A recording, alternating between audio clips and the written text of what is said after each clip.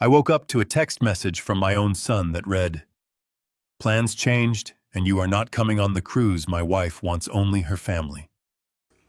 The very next day, I canceled every payment, sold the house right out from under them, and left town. When they returned from their luxury vacation, the house was completely gone.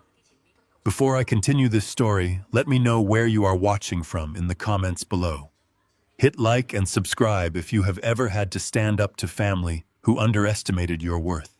The morning began in the suffocating quiet of a dimly lit bedroom. My name is Howard Blake. I am a 69-year-old retired civil engineer, and I was meticulously zipping my suitcase for a $25,000 Caribbean cruise. I had financed every single ticket for this trip. The voyage was meant to be a profound milestone, a carefully planned family gathering to honor the anniversary of my late wife, Catherine. I had folded my best clothes, organized the printed itineraries, and secured the passports, feeling a rare surge of anticipation for the days ahead. Then my phone vibrated against the hardwood of the nightstand.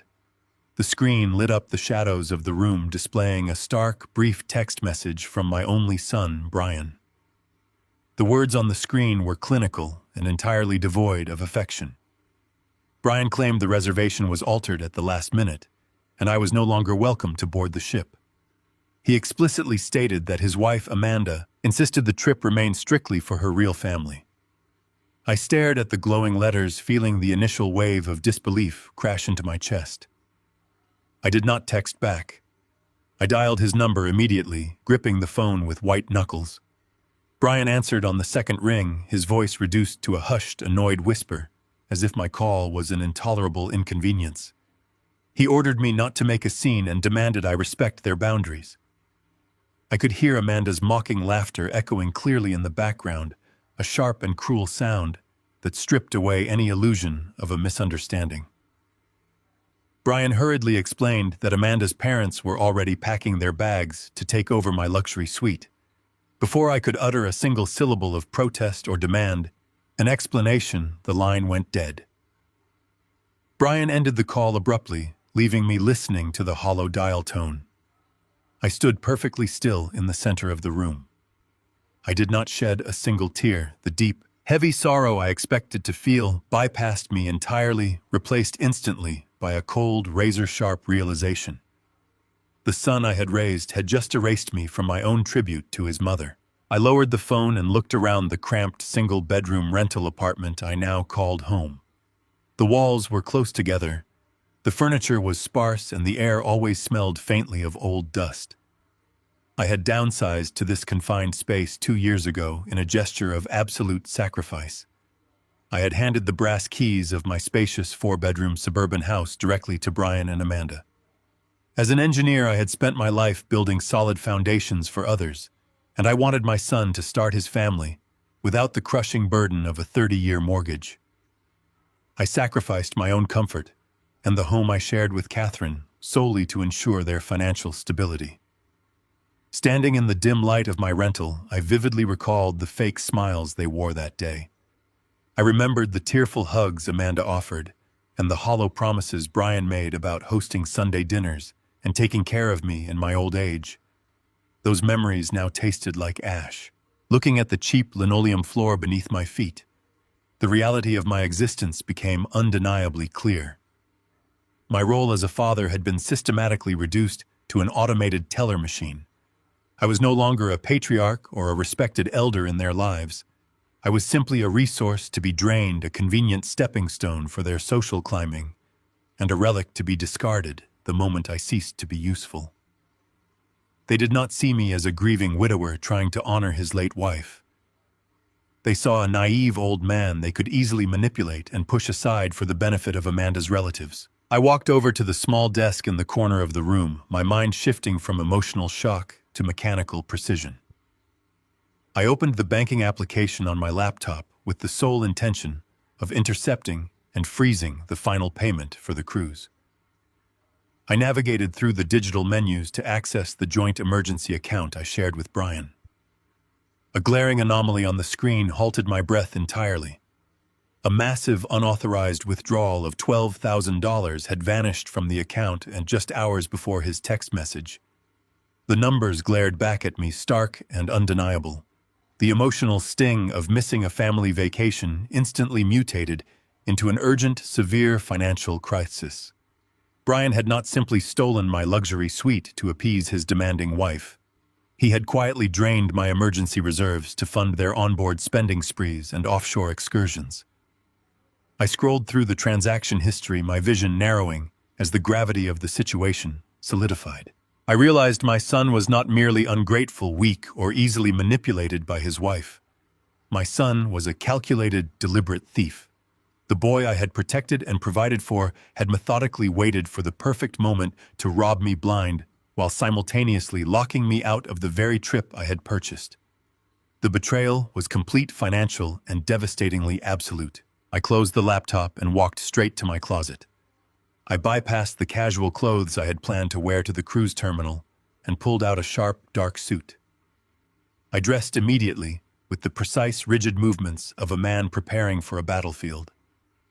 I bypassed the kitchen, entirely ignoring the hunger in my stomach.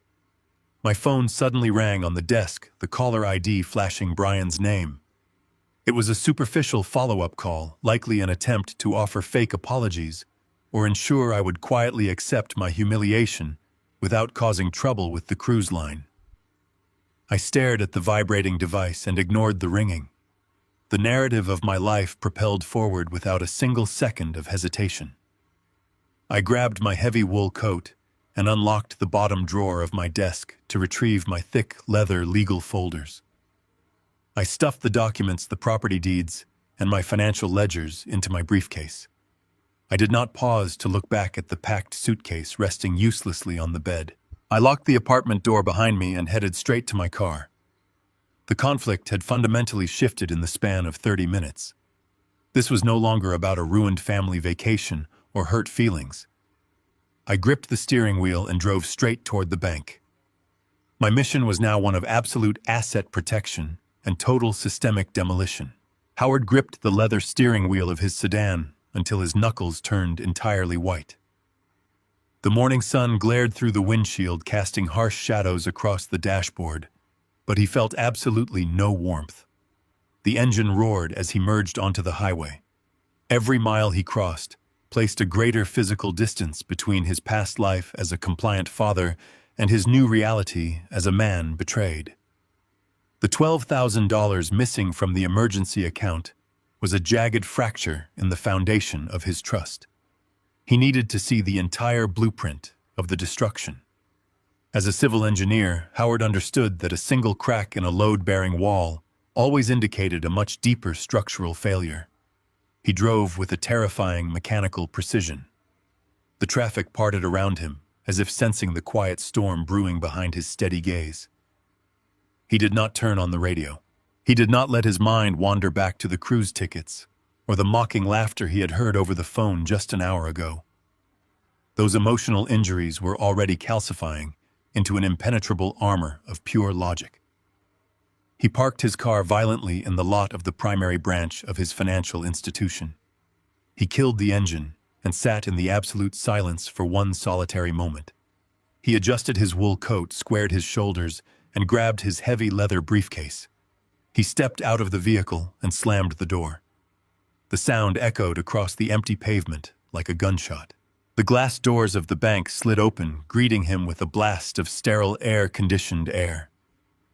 The branch was quiet, filled with the low hum of casual morning transactions and the soft tapping of keyboards. Several customers stood patiently in the velvet-roped teller line. Howard completely ignored them. He bypassed the line entirely, his heavy footsteps clicking rhythmically against the polished marble floor. He marched directly toward the frosted glass office situated at the rear of the lobby.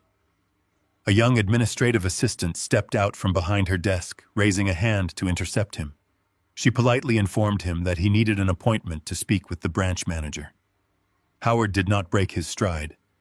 He looked directly through her with a gaze so severe it forced her to take a physical step backward. He stated in a low, unwavering voice that he was a platinum-tier client holding multiple trust accounts and he required an immediate audience with Mr. Dawson. The assistant swallowed hard and stepped aside without another word of protest. Howard pushed open the heavy oak door of the office without knocking. Mr. Dawson looked up from his computer screen, startled by the sudden intrusion. Howard dropped his heavy leather briefcase onto the mahogany desk. The dull thud rattled the pens in their cups. Howard sat down in the leather guest chair before the manager could utter a single syllable of greeting. He demanded a comprehensive line-by-line forensic audit of his joint emergency account, covering the precise span of the last 24 months. He wanted every withdrawal, every transfer, and every clearing destination printed immediately. Mr. Dawson adjusted his glasses, attempting to deploy a practiced customer service smile to diffuse the intense situation. He tried to explain that such extensive records might take time to compile and suggested Howard review the digital statements from the comfort of his home. Howard leaned forward, planting his forearms firmly on the desk. He informed the manager that a massive unauthorized withdrawal had occurred just hours ago, and he was not leaving the office until he held the physical proof of every single transaction in his hands. The absolute authority in Howard's voice eradicated any further resistance.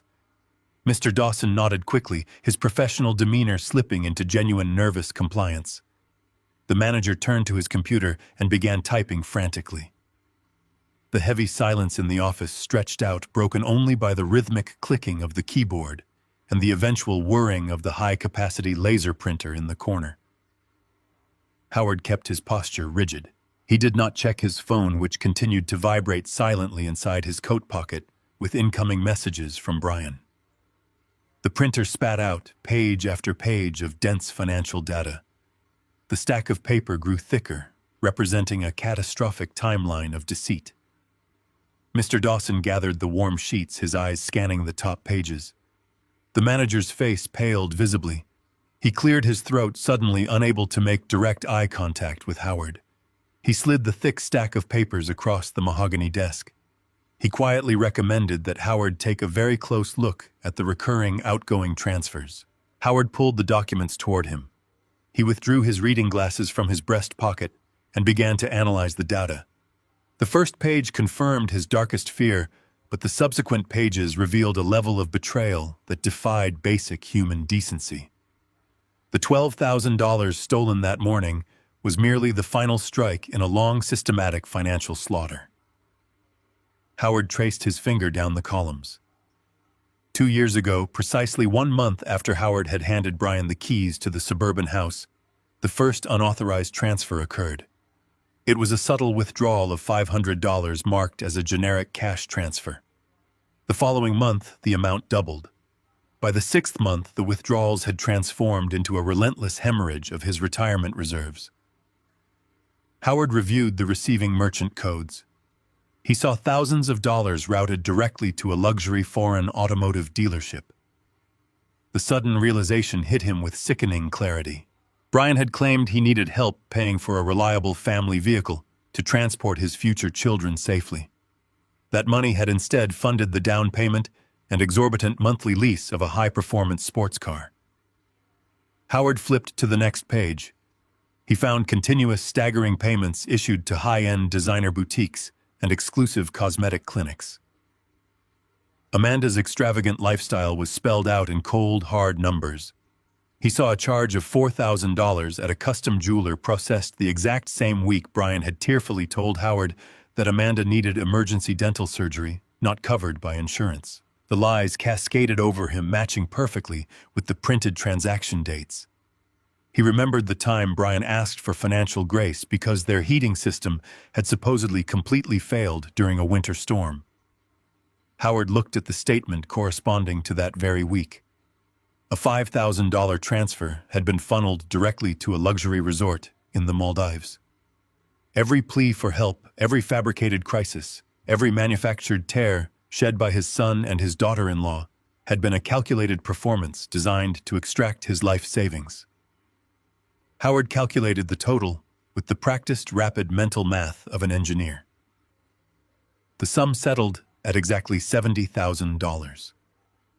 $70,000 of his hard-earned labor built over decades of stressful site visits, late nights drafting blueprints, and careful financial planning with Catherine. He remembered how he had worn his work boots until the soles literally separated from the leather, just to ensure Brian's college tuition was paid in full without loans. He remembered Catherine working double shifts at the hospital to build the exact emergency fund their son was now draining to buy designer handbags and tropical vacations. They had not merely stolen his money, they had stolen his history and his security. They had converted the physical manifestation of his life's work into a personal slush fund to finance their arrogance. They viewed his frugality and his cramped rental apartment not as a noble sacrifice, but as a pathetic weakness to be exploited. He realized that every time they visited him bringing cheap takeout food and complaining about their imaginary financial struggles, they were actively draining his legacy. Howard closed the thick file. The initial shock of the missing cruise payment evaporated entirely, leaving behind a profound and dangerous clarity. He looked up at Mr. Dawson. The manager sat completely frozen behind his desk, clearly recognizing the severity of the financial abuse detailed on the pages between them. Howard felt no urge to scream. He felt no desire to call his son and demand an explanation or an apology. An apology could not return $70,000. An explanation could not erase the fact that he was viewed as nothing more than a host for parasites. The emotional connection to his only child severed completely in that silent office.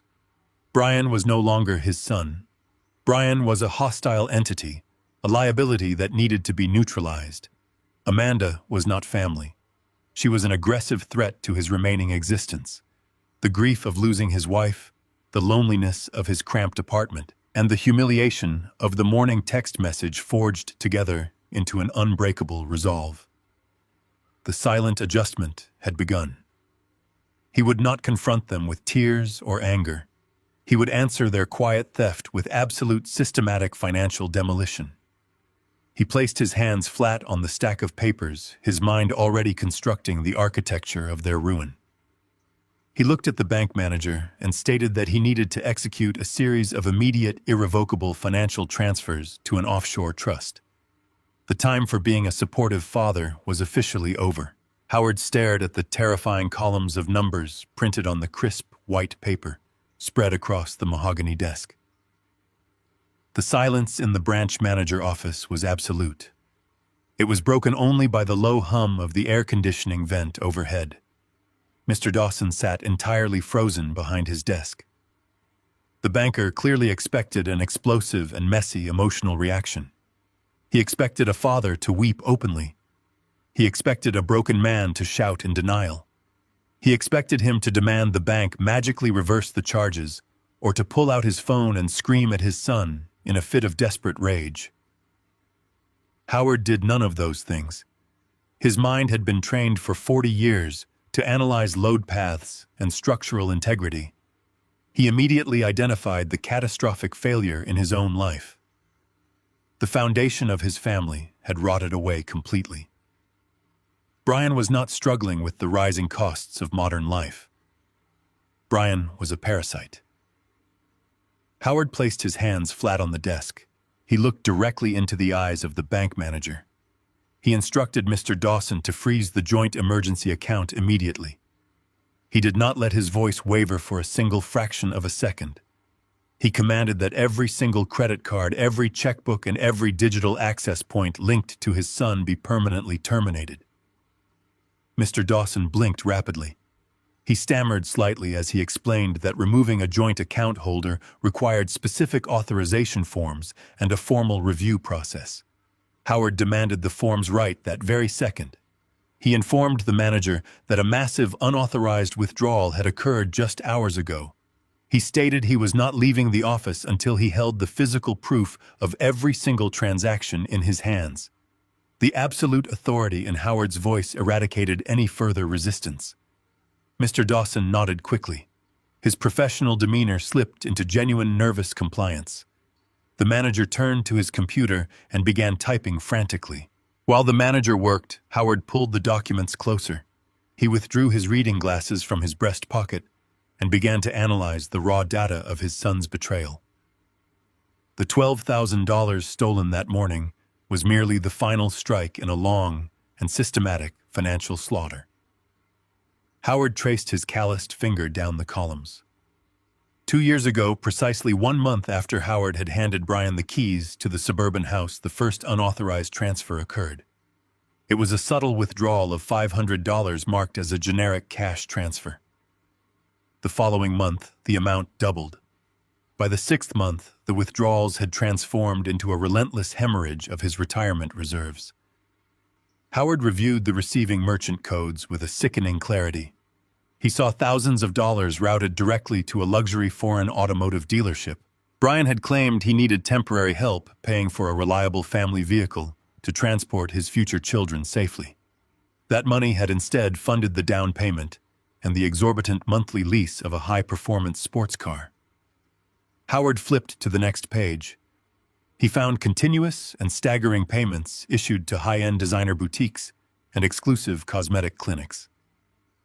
Amanda's extravagant lifestyle was spelled out in cold and undeniable numbers. He saw a charge of $4,000 at a custom jeweler. It was processed the exact same week Brian had tearfully told Howard that Amanda needed emergency dental surgery that was not covered by their insurance. Every plea for help and every fabricated crisis had been a calculated performance designed to extract his life savings. The printer spat out page after page of dense financial data. A vivid memory flooded Howard's mind as he listened to the mechanical whirring. It was a memory from exactly 2 years and 3 months ago. The smell of hospital antiseptic and the relentless rhythmic beeping of a heart monitor filled his senses. His wife Catherine had just taken her final breath after a grueling battle with pancreatic cancer. Howard had been shattered. He walked through those first few weeks in a suffocating fog of profound grief. He remembered standing in the kitchen of the suburban house.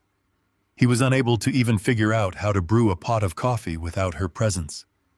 Brian had approached him with a soft and comforting smile.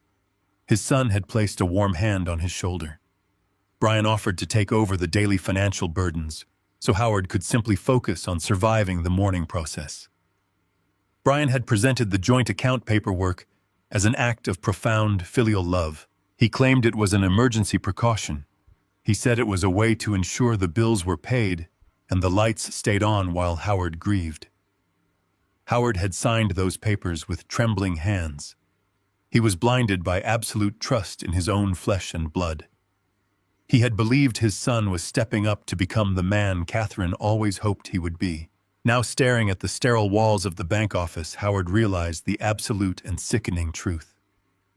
Brian had not been offering a comforting hand. He had been slipping his fingers directly into the vault. His son had weaponized the darkest week of his father's life. The warmth of that memory turned into a block of solid ice in Howard's chest. The lingering and tender grief he carried for his wife evaporated completely. It was instantly replaced by a cold and calculating rage.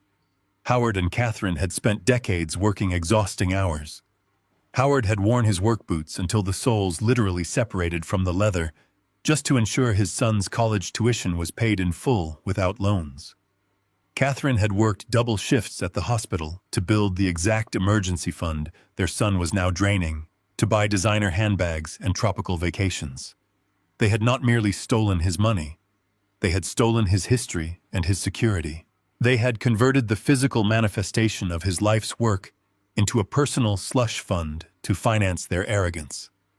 They viewed his frugality in his cramped rental apartment not as a noble sacrifice but as a pathetic weakness to be exploited. Mr. Dawson placed a fresh stack of legal authorizations on the desk. He handed Howard a heavy black pen. Howard did not hesitate. He did not pause to consider how Brian might pay for his groceries or fuel his leased sports car. He pressed the pen to the paper and applied a single firm signature to each designated line. With every stroke of the pen, he systematically severed the financial arteries that kept his son's arrogant lifestyle alive.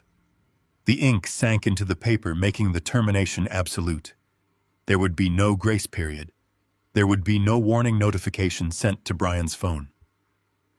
The guillotine fell in total and absolute silence. The time for being a supportive father was officially over. Howard instructed the manager to transfer every remaining cent of his life savings, his retirement funds, and his liquid capital out of the domestic banking system. He directed the bank to route the entirety of his wealth into a heavily restricted and impenetrable offshore trust account. It was an account he had established years ago for international engineering contracts and had kept dormant.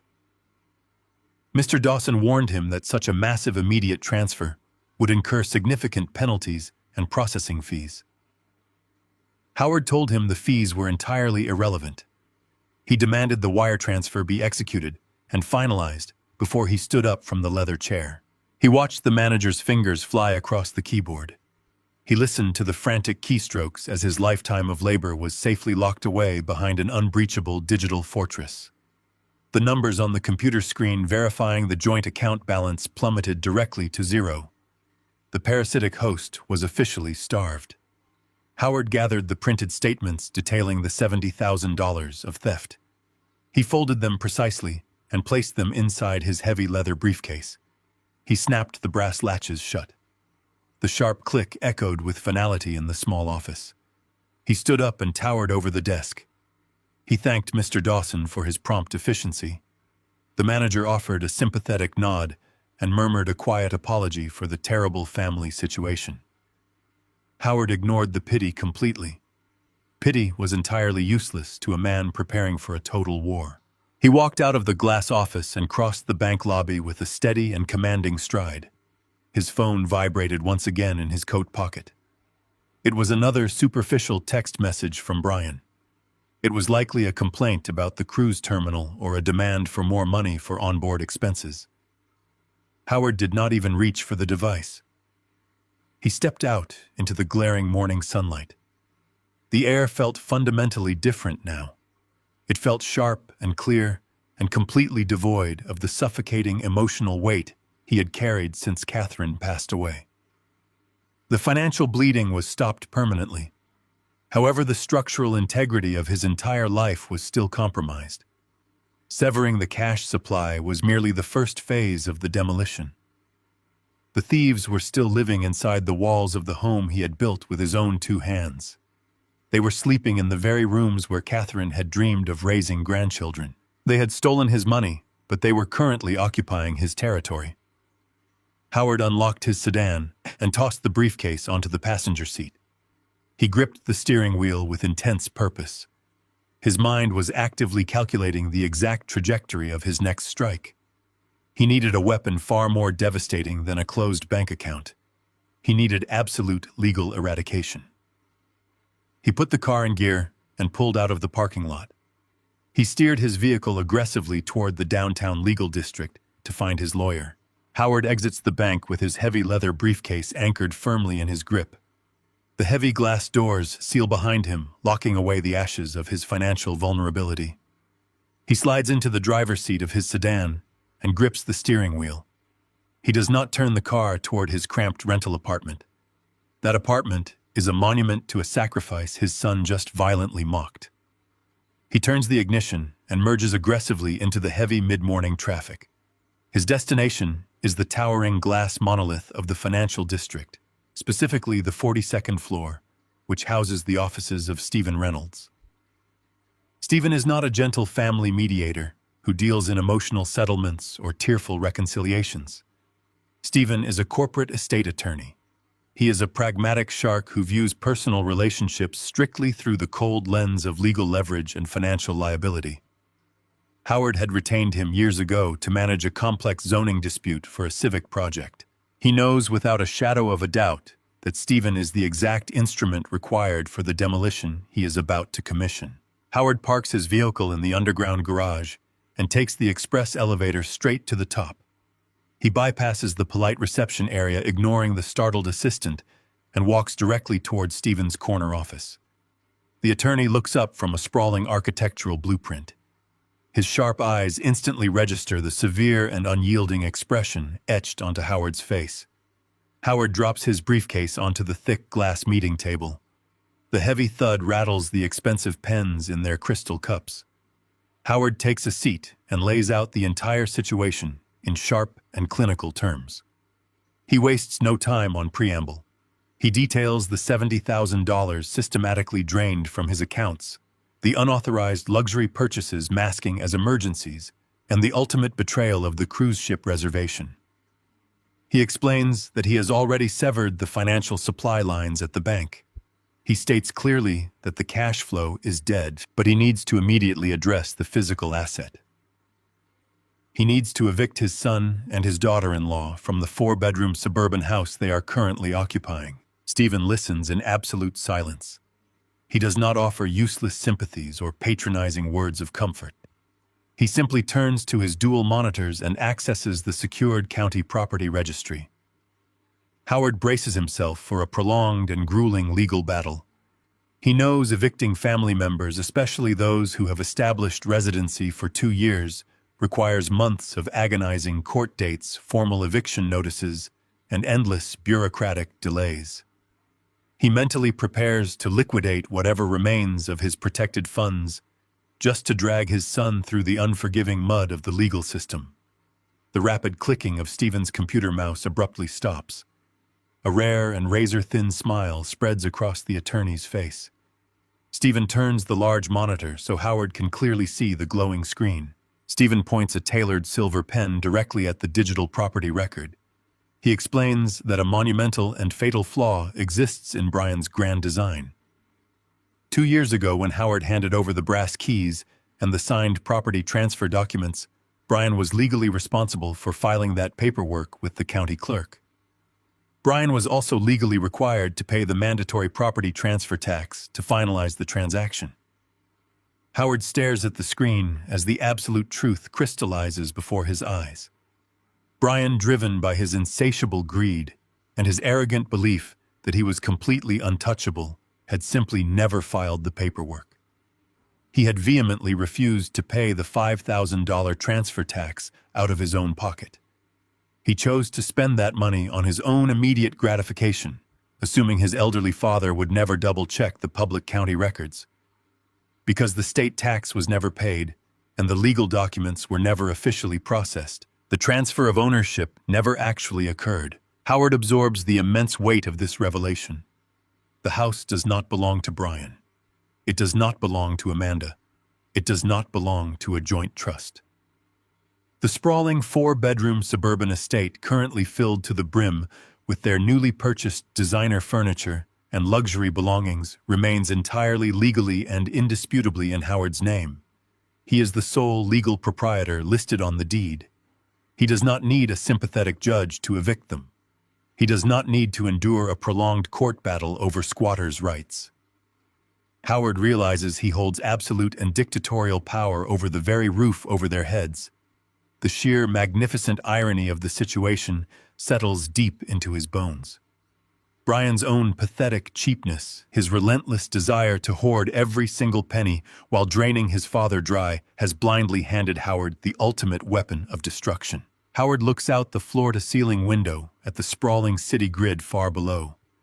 He thinks about Amanda lounging in the master suite that his late wife, Catherine, had meticulously decorated. He thinks about his son currently cruising the Caribbean on stolen retirement funds, entirely confident that his suburban fortress on land is completely secure. The lingering anger inside Howard distills into pure and weaponized logic. He turns back to Stephen and meets the attorney's gaze. He does not ask for legal options. He does not ask for advice on how to proceed gently. Howard issues a direct and unyielding command. He instructs Stephen to execute an immediate off-market sale of the property. Stephen nods slowly, his professional demeanor locking into place. He explains that he maintains deep connections with aggressive corporate real estate investment firms. These specific firms specialize in rapid hostile acquisitions. They buy distressed or urgent properties strictly for cash, deliberately bypassing traditional inspections, bank appraisals, and lengthy mortgage approvals. They buy the land, the structure, and the absolute right to clear it out immediately. Howard tells Stephen to contact the most ruthless firm in his entire network. He dictates his precise terms without a shred of mercy.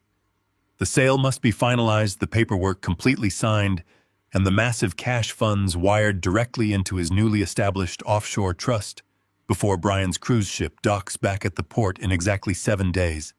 He demands a cash offer and a closing date that leaves absolutely zero margin for error. Stephen immediately reaches across his desk and picks up his office phone to make the call. The heavy machinery of their destruction is officially activated. Howard closes his briefcase and stands up from the table. He feels a profound sense of gravity and purpose settle over his shoulders. He walked into this building an hour ago as a victim of a devastating familial theft. He is walking out as the architect of their absolute ruin. The trap is now meticulously and legally set. The snare is hidden perfectly beneath the very paperwork Brian was too arrogant to sign. Howard walks out of the office and steps back into the elevator, fully prepared to initiate the physical purge of the property, while his son remains completely oblivious and stranded in the middle of the ocean. Stephen Reynolds did not waste a single second of time. He picked up the heavy black receiver of his office telephone and punched in a private sequence of numbers. Howard sat perfectly still in the leather guest chair, watching the machinery of his retaliation grind to life. Stephen bypassed standard residential real estate agents entirely. He did not list the property on any public municipal market. He did not schedule tedious open houses or print glossy promotional brochures to attract neighborhood buyers. He called a direct high-level contact at a massive corporate real estate investment trust. The suburban housing market was currently a volatile and raging beast. Inventory was historically low across the entire state. Corporate conglomerates were devouring residential properties with insatiable appetites, transforming quiet family neighborhoods into sterile, highly profitable rental portfolios. Stephen knew this specific investment firm possessed endless liquid capital and a ruthless corporate mandate to close hostile acquisitions with brutal, unforgiving speed. As the phone rang softly on the speakerphone, Howard let his gaze drift toward the sprawling city skyline visible through the floor-to-ceiling window. He mentally walked through the physical rooms of the house he was about to permanently surrender.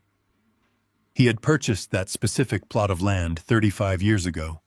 It had been nothing but a desolate patch of overgrown brush and uneven clay. As a dedicated civil engineer, Howard had personally surveyed the topography of the land. He had poured the heavy concrete foundation with his own 2 hands alongside a crew of trusted colleagues. He remembered the exact summer afternoon when Catherine had planted the small oak sapling in the center of the front lawn. She had knelt in the dark earth, her hands covered in damp soil, smiling up at him with a vibrant vision of their shared future. They had raised Brian within those sturdy walls. They had measured his height on the wooden doorframe of the kitchen pantry with a black permanent marker. Howard had gifted the house to his son under the incredibly naive assumption that the physical structure would harbor and protect their family legacy. He had wanted Brian to raise his own children under the expansive shade of that very same oak tree. That legacy had already been completely bulldozed by Amanda's crippling vanity and Brian's quiet complicity. The exact moment Howard had handed over the physical keys, Amanda had initiated a ruthless campaign of cosmetic eradication. She had hired expensive private contractors using Howard's stolen retirement funds to tear out Catherine's warm and welcoming interior designs. They had painted over the rich, handcrafted wooden trims with sterile hospital-grade whites and cold, pretentious shades of gray. They had ripped up the hand-laid hardwood floors to install trendy, soulless marble tiles. Amanda had systematically erased every single trace of Howard and Catherine from the property.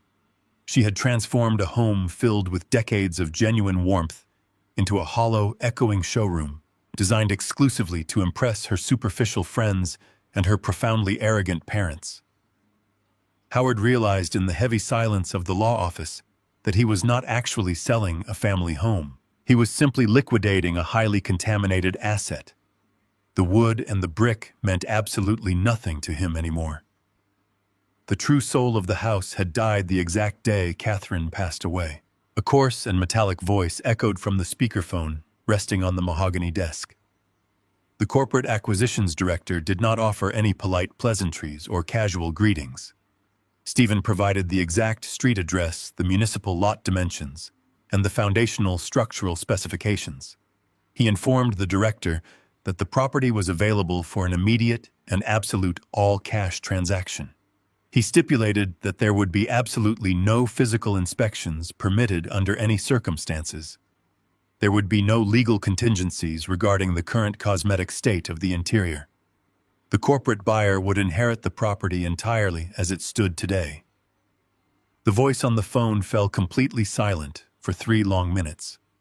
Howard could clearly hear the rapid clicking of a mechanical keyboard as the corporate analyst pulled up satellite imagery zoning algorithms and automated market valuations. The severe regional housing shortage made the property incredibly lucrative for their expanding rental portfolio.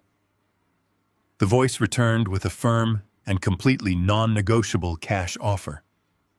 The number was slightly below the current peak market value, but it carried the ultimate and overriding premium.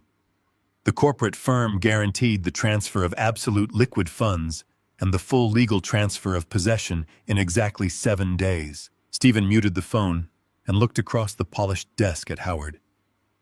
The attorney did not need to ask the question aloud. Howard gave a single and rigid nod of approval. Stephen unmuted the line and formally accepted the binding offer. The digital gears of corporate finance locked firmly into place. Within 15 minutes, a massive and dense electronic purchase agreement materialized in Stephen's secure legal email inbox. The attorney printed the sprawling document on thick legal-grade paper. He aligned the stack perfectly and slid it across the desk toward Howard. He handed Howard a heavy silver fountain pen. Howard did not hesitate or allow a single tremor of doubt to infect his hands. He read through every single clause with the forensic scrutiny of a master engineer checking load-bearing calculations. He verified that the 7-day closing date was ironclad and legally binding. He ensured there were absolutely no hidden clauses that would delay the wire transfer or grant the current occupants any squatter leniency. He confirmed that the total financial sum would completely bypass all domestic banking channels. The money would be routed directly and irreversibly into his newly established offshore trust. Howard gripped the silver pen tightly. He pressed the sharp tip against the signature line on the final page of the contract. He signed his name with dark and aggressive strokes. He did not feel a sense of tragedy or loss. He felt a profound and intoxicating surge of absolute power. With that singular and fluid motion, he effectively pulled the solid earth out from beneath his son's feet. The legal machinery began to turn with terrifying and invisible efficiency. The commercial title company was engaged in complete and total secrecy. The corporate escrow account was fully funded by the real estate behemoth before the hour concluded. The local real estate gossip networks and neighborhood associations were entirely circumvented. No brightly colored sale sign would ever be hammered into the front lawn to warn the neighbors. No digital lockbox would be hung on the front door handle. The official transfer of the property deed would register deep within the municipal database as a quiet and sterile corporate acquisition. It was a perfect and phantom maneuver executed with flawless precision. Howard stood up from the leather chair and slowly buttoned his heavy wool coat. He looked down at the executed legal orders resting on the desk. Thousands of miles away, floating somewhere in the pristine turquoise waters of the Caribbean Sea, Brian was undoubtedly lounging on a teak deck chair. His son was likely sipping an expensive tropical cocktail, laughing loudly with Amanda, and enjoying the warm sun radiating off the ocean surface. They were completely insulated by the stolen luxury that Howard had unwittingly financed. They believed their suburban kingdom was entirely secure and waiting for their triumphant return. They believed they had successfully isolated the gullible old man in his cramped and depressing rental apartment. They were deeply and fatally oblivious to the legal wrecking ball that had just been swung directly at their foundation. The countdown had officially commenced. The corporate buyers expected the property to be completely vacated, broom-swept, and surrendered by the following Tuesday afternoon. The legal sale was fully executed, but the physical reality of the house remained an immediate obstacle. Howard thanked Stephen for his brutal and unparalleled efficiency. He turned and walked out of the law firm. He stepped back onto the bustling city sidewalk. The cold winter wind bit harshly at his face, but his mind was burning with total and absolute clarity. The legal trap was firmly locked, but he now faced the monumental and dangerous task of executing the physical purge. He had to cross the threshold of his former home one final time. He had to claim Catherine's sacred memories, and he had to systematically eradicate every single trace of his son's arrogant existence before the new corporate owners took absolute possession. The massive ocean liner blew its departure horn deep within the port of Miami, signaling the beginning of a luxurious voyage into the Caribbean Sea. 2,000 miles away, Howard sat perfectly still at the small wooden desk inside his cramped rental apartment. He watched a digital maritime tracking application load on his laptop screen. A small green icon representing the colossal luxury ship slowly moved away from the digital coastline and crept toward international waters. The vessel carried his only son, his arrogant daughter-in-law, and the two incredibly entitled in-laws who had stolen his rightful place on board. They were currently celebrating their departure, surrounded by the illusion of boundless wealth and impenetrable security. Howard watched the green icon clear the boundary of the port. He felt a profound and absolute silence settle over his living room. The time for sorrow had officially expired. The time for systemic and calculated dismantling had arrived. He pulled his mobile phone from his pocket and bypassed the standard customer service numbers listed on the cruise line website. He utilized a direct executive contact number provided to premium tier financiers.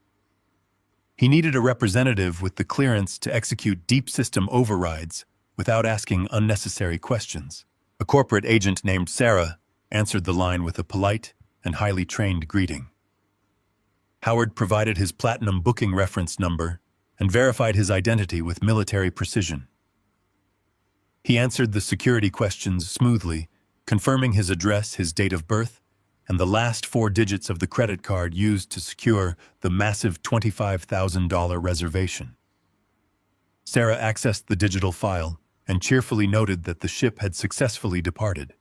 She casually mentioned that Howard was listed as the primary account holder, but was not currently registered as a passenger on board.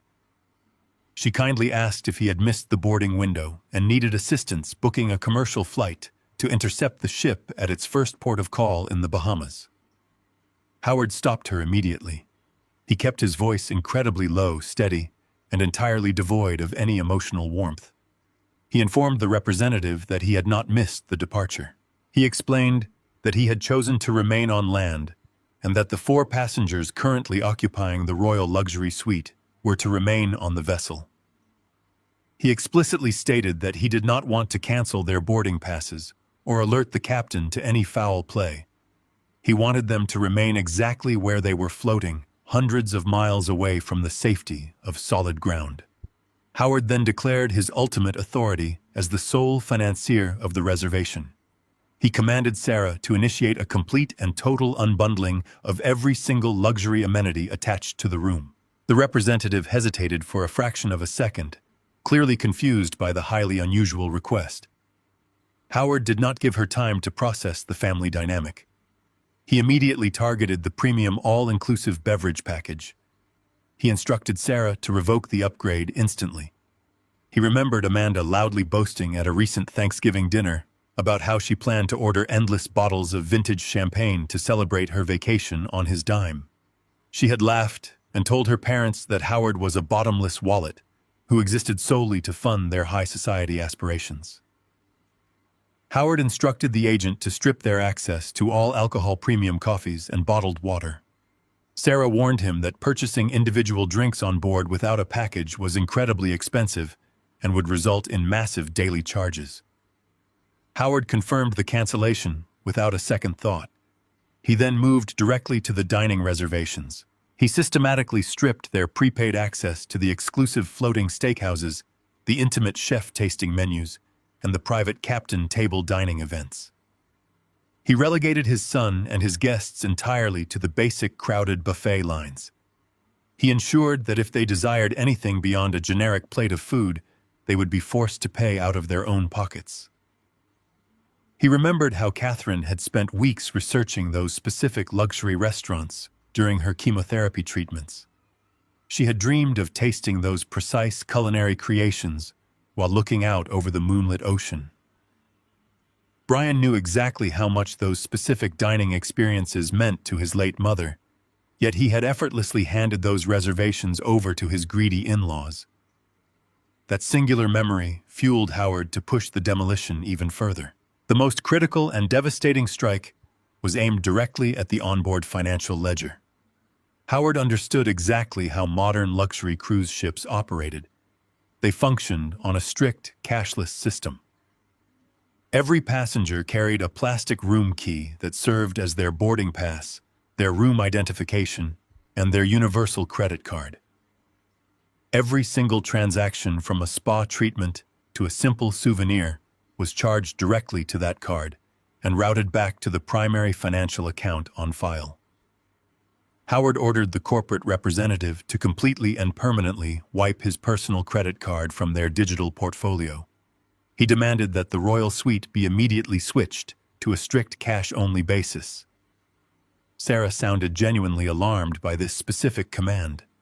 She professionally warned Howard that the moment his credit card was unlinked, the onboard financial system would automatically suspend the passenger's purchasing abilities. She explained that the ship purser would place a hard lock on their cabin doors if they failed to present a valid high-limit credit card at the guest services desk within 24 hours. Howard welcomed this impending consequence with a cold and calculating satisfaction. He knew his son's financial reality intimately.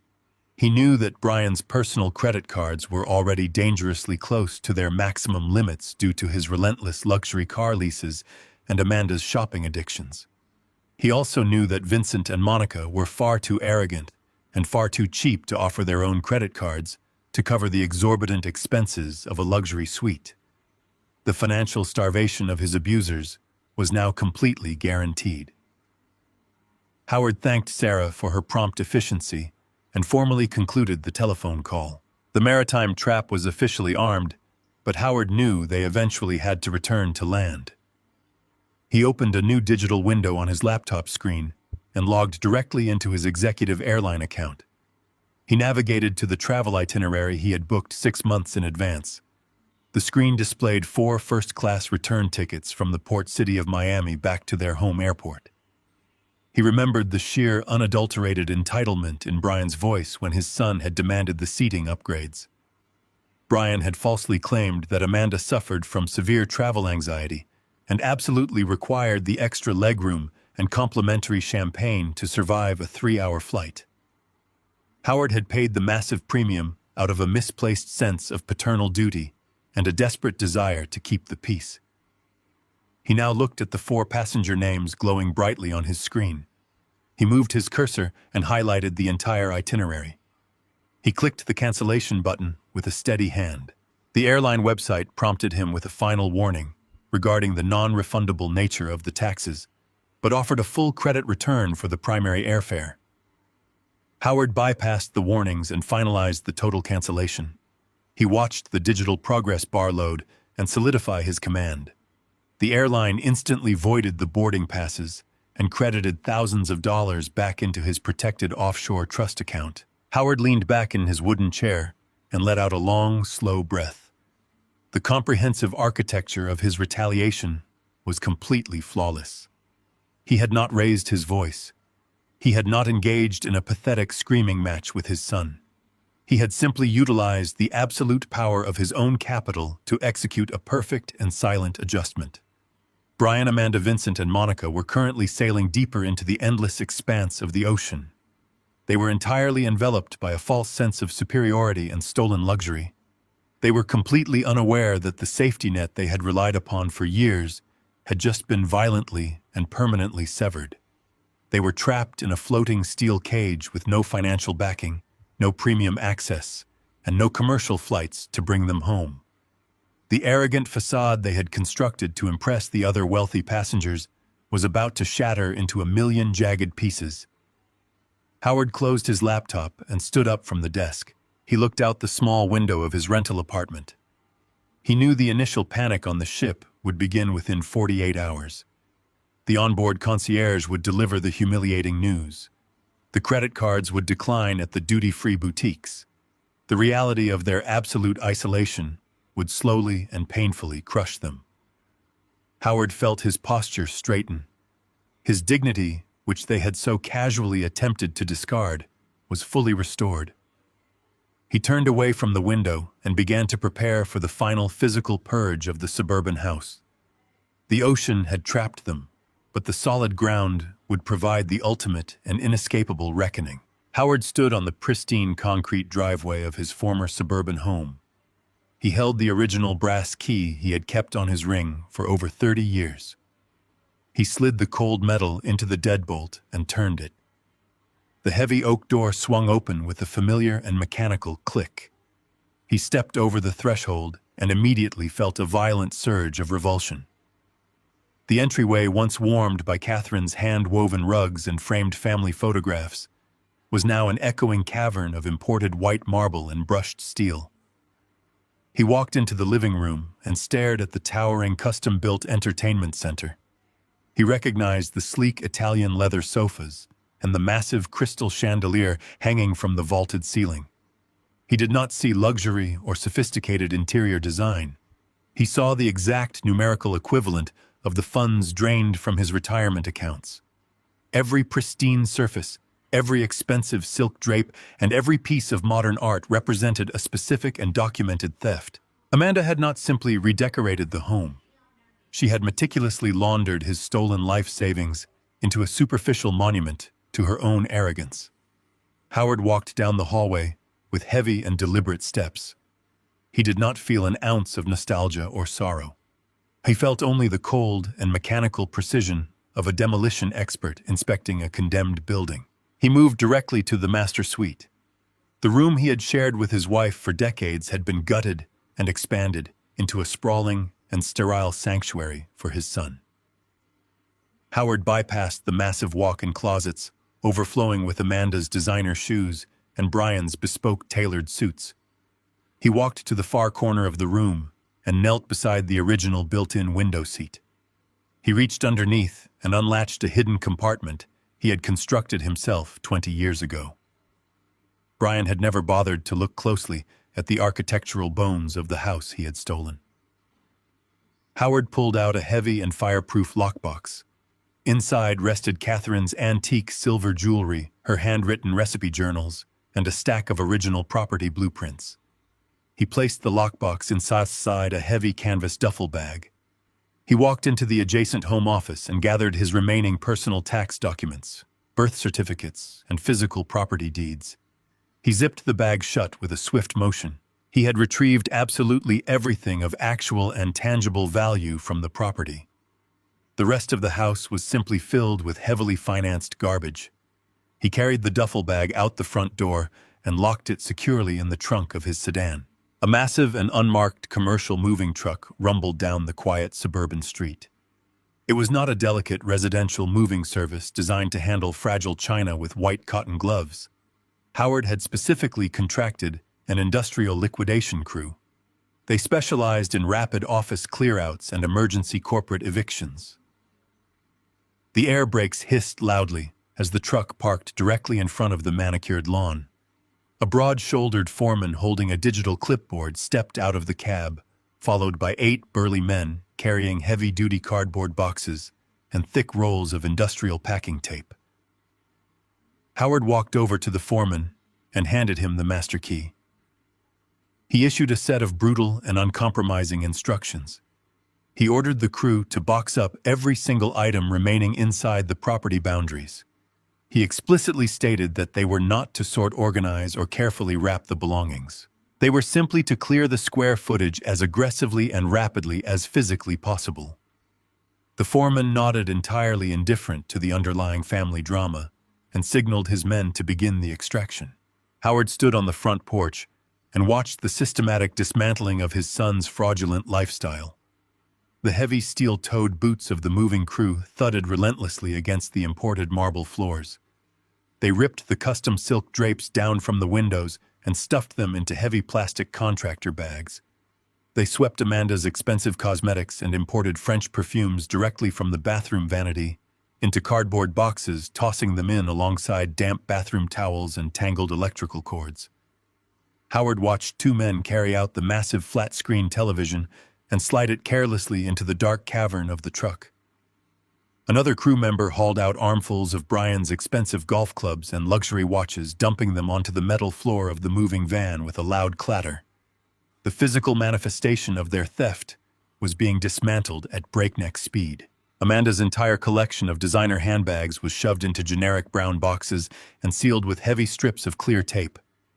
There was absolutely no respect given to the exorbitant price tags attached to the items. The belongings were treated exactly like what they were to Howard. They were toxic waste. The crew moved with ruthless efficiency, stripping the house down to its bare drywall and structural studs. In less than 4 hours, the sprawling 4-bedroom estate was completely gutted and swept clean. Howard instructed this foreman to transport the entire load to a specific address he had secured earlier that morning. It was not a climate-controlled and highly secure storage facility in an upscale commercial neighborhood. It was a bleak and rusting corrugated metal storage unit located in a rundown industrial park on the absolute outskirts of the city. The facility offered no security cameras, no temperature regulation, and no liability insurance for the stored contents. Howard drove his sedan closely behind the massive moving truck, escorting the stolen wealth to its new and degrading home. The crew backed the truck up to a rusted orange roll-up door. They rapidly unloaded the generic cardboard boxes, the Italian leather sofas, and the expensive electronics, stacking them haphazardly into the dark and dusty concrete unit. The luxury items were piled directly on top of one another, without any regard for structural integrity or potential damage. Amanda's designer dresses were crushed beneath heavy kitchen appliances and exercise equipment. Howard walked into the small and dingy leasing office of the storage facility. He approached the bulletproof glass window and handed the clerk a stack of crisp $20 bills. He prepaid the rental fee for exactly 30 days. He did not put the unit in his own name. He registered the account under Brian's name, listing his son's mobile phone number and email address for all future billing correspondence. Howard signed the receipt and pocketed the single and cheap brass padlock key provided by the clerk. If Brian failed to pay the exorbitant penalty fees on day 31, the facility would legally auction off the entire contents of the unit to the highest bidder. Howard drove back to the suburban neighborhood one final time. The moving truck was gone, leaving the street perfectly quiet and undisturbed. He walked through the front door of the house and stood dead center in the living room. The transformation was absolute and stunning. The imported furniture, the pretentious modern artwork, and the suffocating scent of Amanda's expensive floral perfume were completely eradicated. The house was entirely empty. The bare walls echoed loudly with every single step he took across the floorboards. The property had been stripped of its fraudulent disguise and reduced back to its fundamental architectural skeleton. It was no longer a stolen kingdom for his ungrateful son. It was merely a sterile and hollow shell of drywall, wood, and glass, perfectly primed for the corporate real estate buyers to devour the very next morning. Howard walked out of the house and pulled the heavy oak door shut, locking it for the absolute final time. He walked to the edge of the street and dropped the brass master key directly into the dark grate of a nearby storm drain. He got into his car and drove away without ever checking his rearview mirror. The physical purge was completely executed. His son was currently trapped in the middle of the ocean, cut off from all financial resources, and entirely unaware that the very ground he planned to return to had been legally sold and physically erased. The conflict had now reached its terrifying and inevitable apex. The trap was fully constructed, and Howard only had to wait for his abusers to drag themselves back to land and walk blindly into the devastating consequences of their own greed. 4 exact days had passed since the massive ocean liner sounded its departure horn in Miami and disappeared into the horizon. Howard sat comfortably across from Stephen Reynolds in the quiet and climate-controlled sanctuary of the law office. The heavy wooden desk between them was completely clear of any pending paperwork. The aggressive corporate real estate firm had moved with a velocity that surprised even Stephen. The massive cash wire had successfully cleared the international banking protocols that very morning. The funds were currently resting safely inside Howard's impenetrable offshore trust. The suburban house was officially out of his name. It was an empty shell waiting for the corporate demolition crews to arrive. Howard felt a profound sense of absolute peace. He was drinking a cup of dark coffee and watching the digital clock on Stephen's desk tick forward. He knew the precise mechanical timeline of the cruise ship billing cycle. He knew that the automated accounting systems on board typically ran their preliminary authorization checks on the fourth day of the voyage. He was simply waiting for the inevitable detonation. The silence in the corner office was shattered by the sharp ringing of Howard's mobile phone resting on the glass table. Howard glanced down at the bright screen. The caller identification displayed a complex string of international digits indicating a maritime satellite connection. Stephen looked up from his computer monitor and offered a knowing nod. Howard placed his coffee cup down on the saucer with deliberate care. He reached forward and accepted the incoming call. He pressed the phone to his ear, but did not utter a single word of greeting. He allowed the open line to broadcast the frantic background noise of the Caribbean. He could hear the sharp whistling of the ocean wind and the distorted overlapping announcements playing over the ship's public address system. Then the voice of his son broke through the static. Brian did not sound like the arrogant and entitled man who had casually stolen $70,000 to fund a fake lifestyle. He sounded completely unhinged. His voice was pitched high with sheer, unfiltered panic. He was speaking so rapidly that his words bled together into a chaotic stream of pure desperation. Brian practically screamed into the satellite receiver. He demanded to know what Howard had done to the primary banking account. He explained that a total nightmare was unfolding on the ship. The luxury experience had violently and abruptly terminated. Brian described how he and Amanda had returned to the royal suite after a morning spent lounging by the exclusive adult pool. They had approached their heavy mahogany cabin door and swiped their plastic room keys. The digital lock had instantly flashed a solid red light and emitted a harsh warning tone. They assumed it was a simple magnetic error and marched directly down to the primary concierge desk to demand replacement keys. They expected a groveling apology and a complimentary bottle of champagne for the minor inconvenience. Instead, they were met by the ship's senior financial purser and two large maritime security officers. The purser had politely but firmly informed them that the primary credit card linking their accounts had been permanently revoked by the issuing bank. The ship required an immediate alternative method of payment to cover the thousands of dollars in daily room charges, premium gratuities, and the exorbitant maritime taxes. Brian had confidently pulled out his own premium credit card and slapped it onto the marble counter. The purser had swiped the card and informed him that it had been instantly declined for insufficient funds. The panic in Brian's voice escalated into a shrill crescendo as he detailed the cascading humiliation. He explained that the situation had turned catastrophic when the ship docked in the Bahamas that morning. They had attempted to escape the suffocating embarrassment of the ship's lobby by disembarking at the luxury port terminal. Amanda had immediately dragged her parents into a high-end designer boutique to purchase expensive vacation souvenirs and imported resort wear. She had gathered armfuls of silk garments and approached the cash register with total confidence. She handed over her personal gold credit card while her parents watched approvingly. The terminal screen flashed a rejection code. Amanda had nervously laughed it off as an international banking block and handed the cashier a second card. That card was also violently declined. She emptied her entire wallet, presenting 4 different lines of credit to the impatient cashier. Every single card was rejected in front of a massive line of wealthy tourists waiting behind them.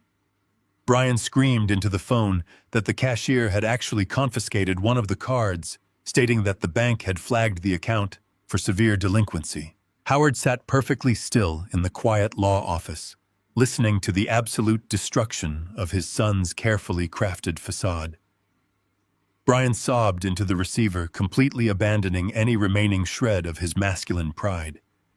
He wailed that Amanda was currently having a severe panic attack in the middle of the crowded port terminal.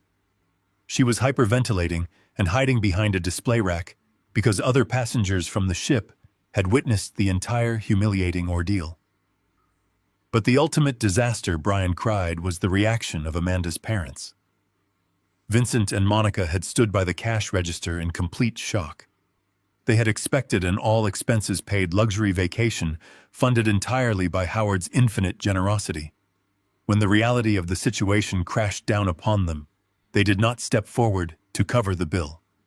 Vincent had furiously refused to use his own money to pay for the designer clothes. Monica had loudly accused Brian of being a total fraud and a pathetic liar.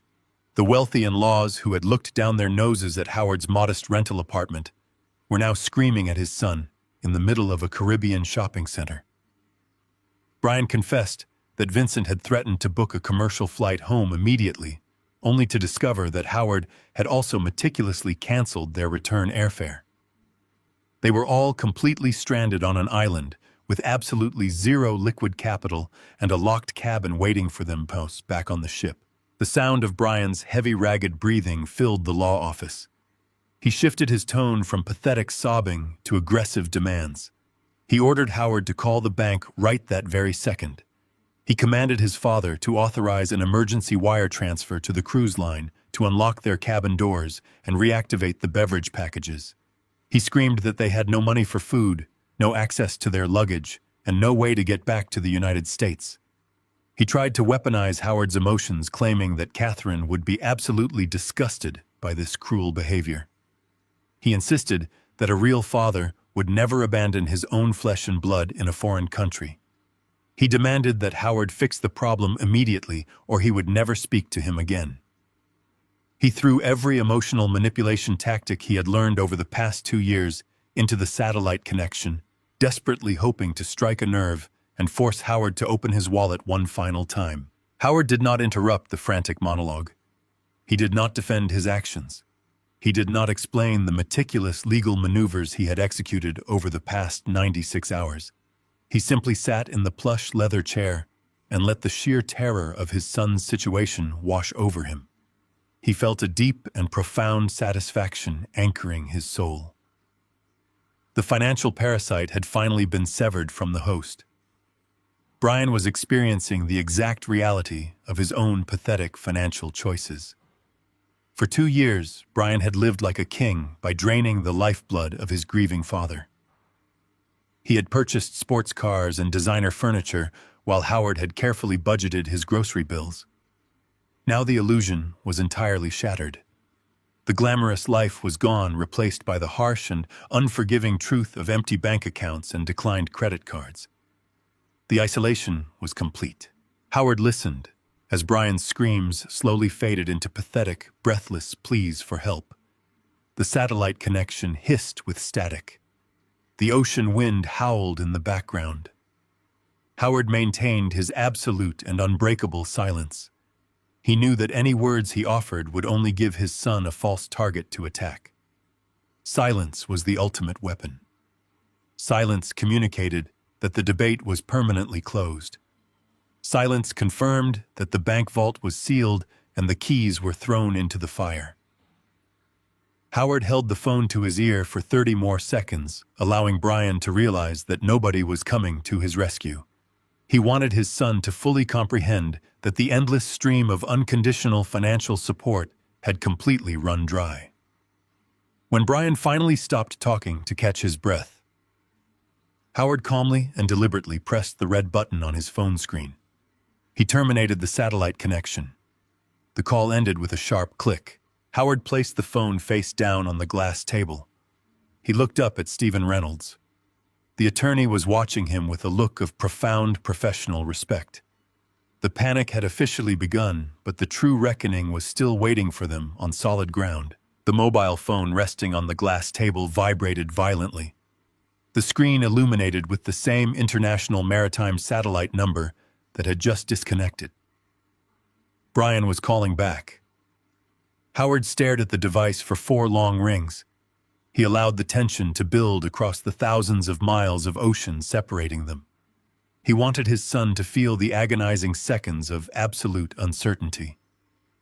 On the fifth ring, Howard reached out and picked up the phone. He pressed the receiver to his ear and did not offer a greeting. He simply waited in the heavy silence.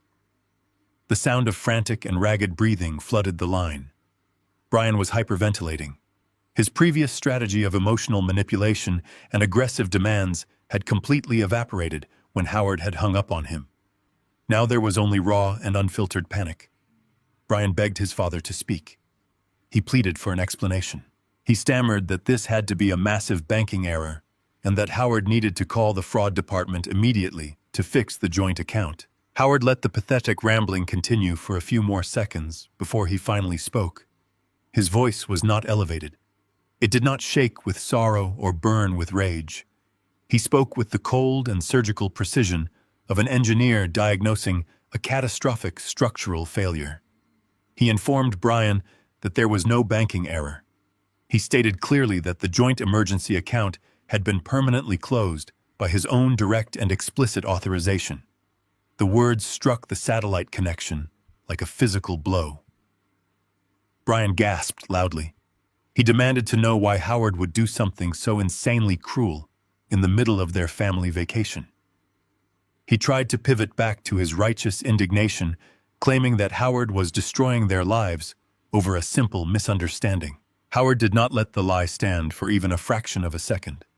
He cut through his son's pathetic defense with absolute and devastating clarity.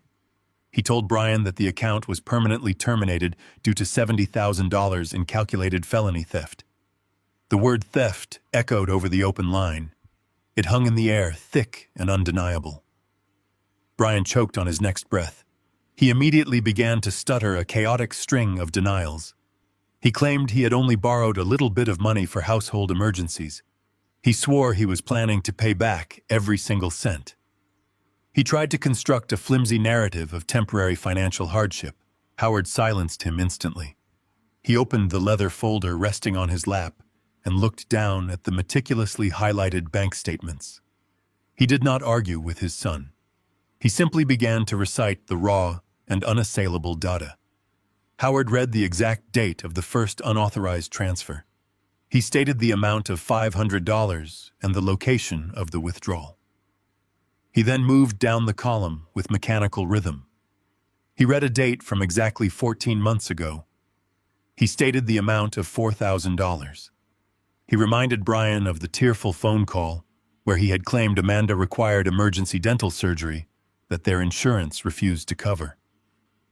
Howard then read the receiving merchant code out loud. He informed his son that the money for the fabricated dental surgery had been wired directly to a custom luxury jeweler in the downtown Diamond District. He heard a sharp intake of breath from the other end of the line.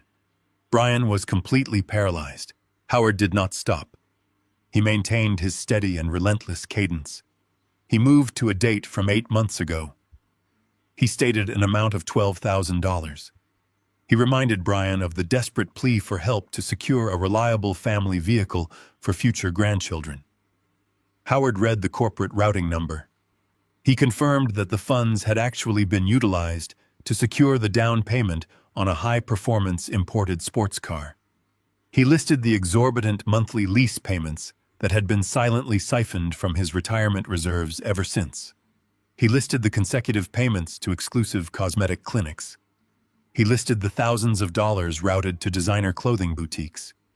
He listed the ultimate insult of the $12,000 withdrawal executed just days before the cruise ship departed. Howard laid out the entire $70,000 slaughter with clinical perfection. There was absolutely no room left for denial. There was no space for negotiation or fabricated excuses. Howard had presented a flawless and impenetrable wall of evidence. He told Brian that every single plea for help and every fabricated crisis had been a calculated performance designed to extract his life savings. He stated that the money stolen was not just cash. It was the physical manifestation of his life's labor and Catherine's exhausting double shifts at the hospital.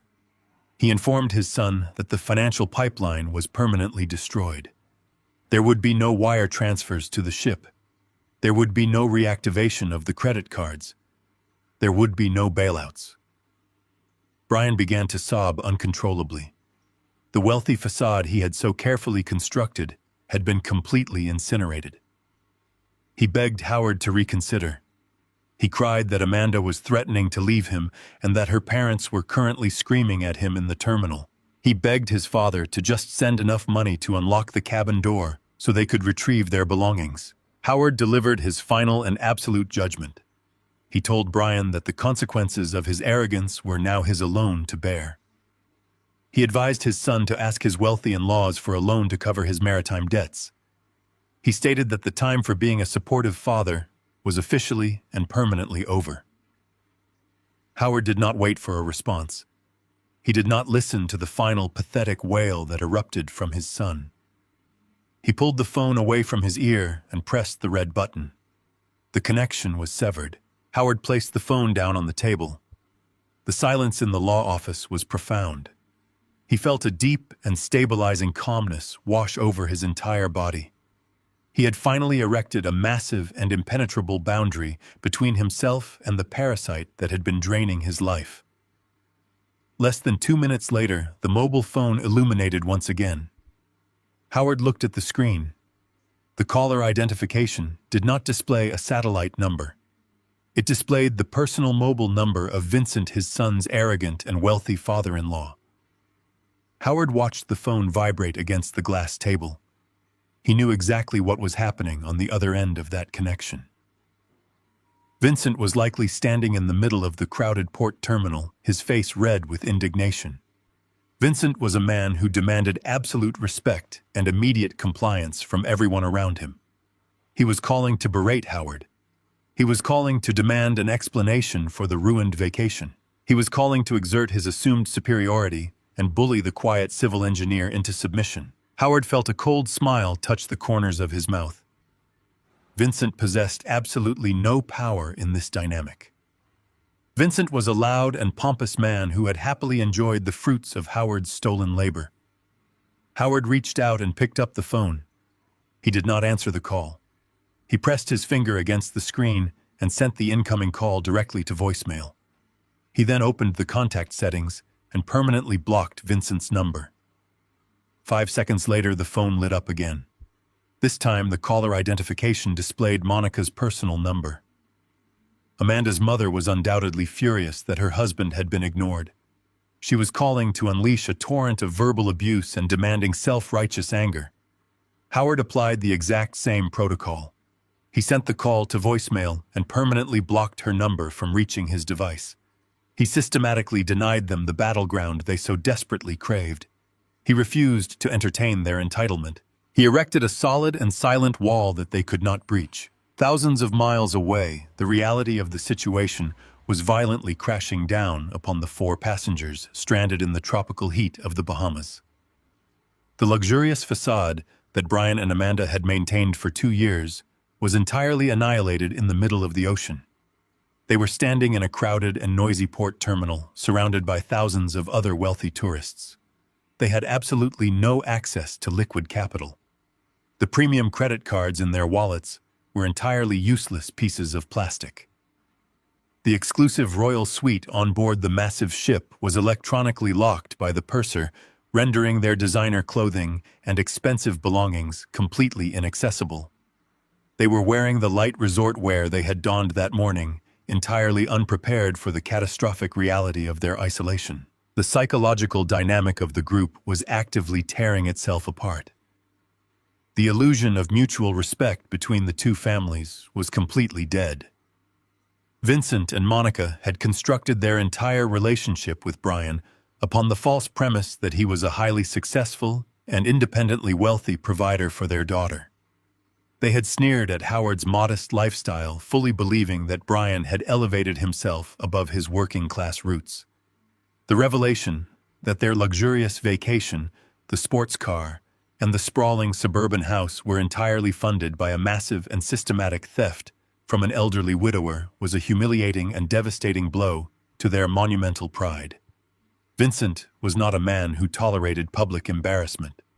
He was currently pacing the terminal floor, his face dark with fury, loudly demanding that Brian fix the situation immediately. He refused to dip into his own substantial wealth to rescue a son-in-law he now viewed as a pathetic and criminal fraud. Monica was comforting a hysterical Amanda, whispering venomous accusations against Brian and his family. They had turned on him with the swift and brutal efficiency of cornered predators. The physical trap was equally as devastating as the emotional collapse. They were completely marooned. The massive luxury ship looming over the port was no longer a floating paradise of endless indulgence. It had transformed into a towering steel prison.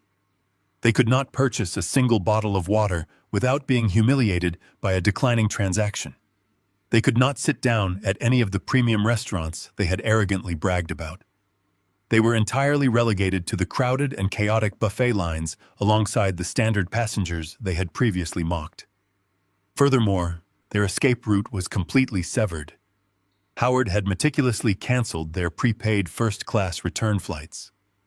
When the ship finally completed its long and agonizing voyage back to the port of Miami, they would be unceremoniously dumped onto the concrete pier with absolutely no transportation home. They would be forced to drag their heavy luggage through the terminal and beg Vincent to purchase exorbitant last-minute commercial tickets. The majestic vacation had become a suffocating nightmare of financial starvation and public humiliation. Howard sat in the quiet law office and looked at the blocked numbers listed on his phone screen. He had successfully orchestrated their complete maritime ruin. He had stripped away every single layer of their artificial wealth and left them entirely exposed to the harsh elements of reality. They were trapped together in an inescapable pressure cooker of their own making. The anger and resentment brewing between Brian and his arrogant in-laws would only fester and multiply during the long journey back to the mainland. They would be forced to sit in awkward and venomous silence for days, entirely consumed by the monumental consequences of their own greed. Howard picked up his coffee cup and took a slow, deliberate sip. The dark liquid tasted incredible. The financial bleeding was stopped. The communication lines were permanently severed. The maritime trap had snapped shut with flawless and agonizing precision. Now, Howard only had to wait for the final phase of his demolition to conclude. While his son suffered in the middle of the ocean, the corporate real estate machinery was actively tearing apart the physical foundation of their suburban kingdom. The purge on land was proceeding exactly as planned. The final 3 days aboard the luxury ocean liner dissolved into an agonizing marathon of public humiliation and forced austerity. The royal suite remained securely padlocked by the ship's financial purser. Brian and Amanda were relocated to a cramped, windowless interior cabin situated directly above the roaring engine room. The rhythmic mechanical thudding vibrated through the cheap metal bed frames, entirely replacing the gentle ocean sounds they had previously enjoyed. They were stripped of their premium dining reservations and their all-inclusive beverage privileges. They were forced to shuffle into the massive chaotic buffet lines 3 times a day, standing shoulder to shoulder with the standard passengers they had openly mocked just a week prior. They ate lukewarm scrambled eggs and drank generic bitter coffee from plastic cups. Vincent and Monica sat at the small sticky table in absolute and venomous silence. The wealthy in-laws refused to even look at Brian. The golden son-in-law had been thoroughly unmasked as a pathetic, thieving fraud. Monica openly wept tears of embarrassment, mourning her sudden social death among the ship's elite circles. Vincent radiated a cold, calculating fury, mentally severing all ties with the man who had subjected his family to this profound disgrace. When the colossal ship finally docked at the port of Miami, the stifling tropical heat felt like a physical blow.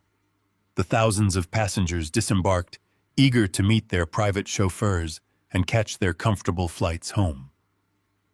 Brian, Amanda, Vincent, and Monica stood on the cracked concrete of the commercial pier, dragging their heavy designer luggage through the exhaust fumes of idling shuttle buses. Brian pulled out his mobile phone, desperately hoping to find a miracle in his email inbox. He opened the airline application to retrieve their first-class boarding passes. The screen loaded slowly, finally displaying a glaring red banner, indicating that the entire itinerary had been completely voided and refunded to the original purchaser. The escape route was entirely destroyed. Howard had not only locked them out of the ship, but he had systematically trapped them 1,000 miles away from home. Brian felt the blood drain entirely from his face. He turned to Vincent and quietly explained the situation, swallowing the last remaining shreds of his masculine pride. He begged his father-in-law for a temporary loan to purchase direct commercial flights back to their city. Vincent stared at Brian with a look of absolute and unadulterated disgust. Vincent was a man who worshipped financial power and despised weakness. He coldly informed Brian that he carried zero physical cash and refused to use his corporate black cards to bail out a criminal. Vincent stated that his wealth was not an emergency slush fund for a lying parasite. He turned his back on Brian, flagged down an airport taxi, and ordered Monica to get inside. Vincent coldly declared that he would purchase 2 tickets for himself and his wife, and that Brian and Amanda were entirely on their own. The taxi sped away into the Miami traffic, leaving Brian and Amanda standing completely alone on the blistering pavement. The immediate crisis of the ruined cruise instantly shifted into the terrifying dread of pure survival. Amanda began to hyperventilate, clutching her useless leather handbag. She screamed at Brian, demanding to know how they were going to get back to their beautiful suburban house. Brian frantically accessed his mobile banking application. His premium credit cards were all completely maxed out or frozen by the fraud department. He navigated to his forgotten basic checking account. He stared at the pathetic balance consisting of a few $100s he had scraped together before the trip. It was a fraction of what they needed for standard last-minute airfare. He sat down on his expensive suitcase in the middle of the crowded sidewalk and began frantically searching discount airline websites. He filtered the results by the absolute lowest price, ignoring the travel duration and the airline reputation. He found a brutal and deeply discounted route. It required pooling every single penny in his checking account, leaving him with a zero balance. He purchased the 2 tickets. The itinerary was a logistical nightmare. It involved 3 separate layovers in obscure regional airports, spanning a grueling 26-hour travel time. They dragged their heavy luggage onto a crowded public bus heading toward the budget terminal of the airport. The glamorous vacation had violently metamorphosed into a punishing test of endurance. They navigated the chaotic security lines and squeezed into the cramped vinyl seating area at the departure gate. Amanda wept silently, hiding her face behind a pair of oversized sunglasses. She was exhausted, hungry, and entirely stripped of her perceived superiority. The physical exhaustion quickly began to breed a highly concentrated and toxic rage. Amanda directed her pure, venomous fury entirely at her husband. She hissed insults at him, calling him a pathetic failure who could not even protect his own wife from his crazy, vindictive father. She blamed Brian for destroying her reputation in front of her parents. Brian absorbed the relentless verbal abuse, but he did not internalize the blame. He utilized a psychological defense mechanism he had perfected over a lifetime of avoiding responsibility. He actively redirected his total humiliation and his mounting fury directly toward Howard. Sitting in the cramped middle seat of the first regional flight, surrounded by the smell of stale coffee and the sound of a crying infant, Brian began to craft a delusion. He convinced himself that his elderly father had simply suffered a temporary irrational breakdown. He rationalized the theft of the $70,000. He told himself that he deserved that money, that he was the rightful heir, and that Howard was simply a stingy, ungrateful old man, hoarding wealth he could not even enjoy. Brian remembered all the times in the past when he had successfully manipulated his father.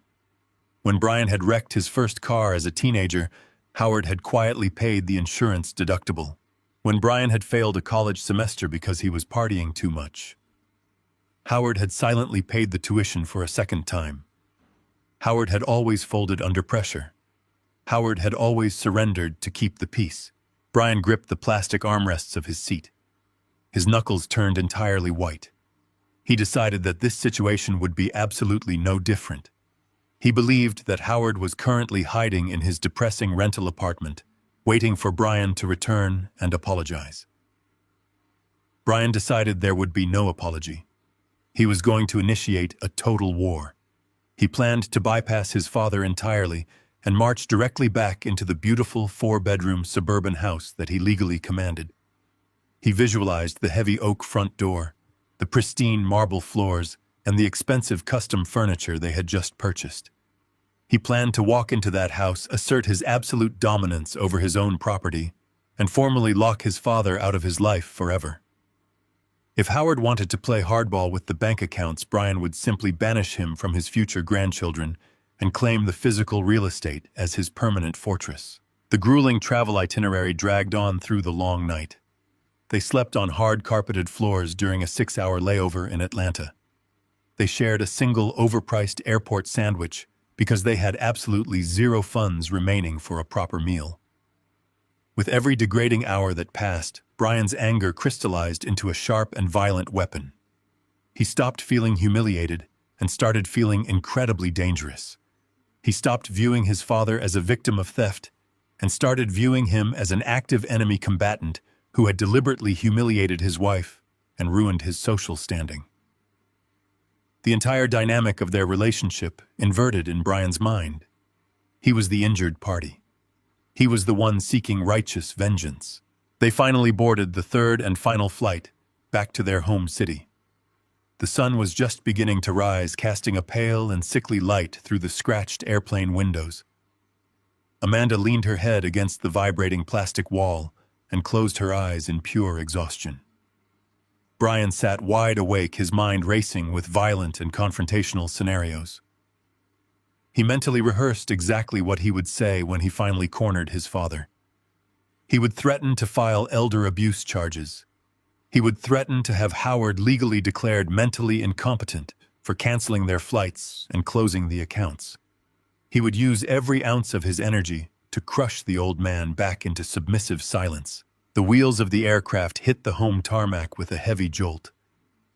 Brian pulled his phone from his pocket and immediately ordered a ride-share vehicle using Amanda's business account, completely ignoring the fact that it would likely overdraw her final line of credit. They marched through the familiar domestic terminal, their bodies aching and their clothes smelling of cheap airport soap. They threw their heavy designer bags into the trunk of the waiting vehicle and gave the driver the address to the suburban estate. Brian stared out the window as the familiar streets and neighborhoods rolled past. He felt a surge of arrogant anticipation. He was coming back to his territory. He was returning to his castle. He was completely blinded by his own towering ego and his deeply ingrained sense of entitlement. He was entirely unaware that the house he was picturing in his mind no longer belonged to him. He was completely oblivious to the fact that the corporate demolition crew had already swept through his sanctuary. He was marching back to the battlefield, fully armed for a war, blissfully unaware that his father had already detonated the ground beneath his feet and walked away. The ride-share vehicle turned onto their quiet suburban street, carrying Brian directly toward the most devastating and absolute catastrophe of his entire life. The 7-day journey back to the city had completely stripped Brian and his family of their remaining dignity.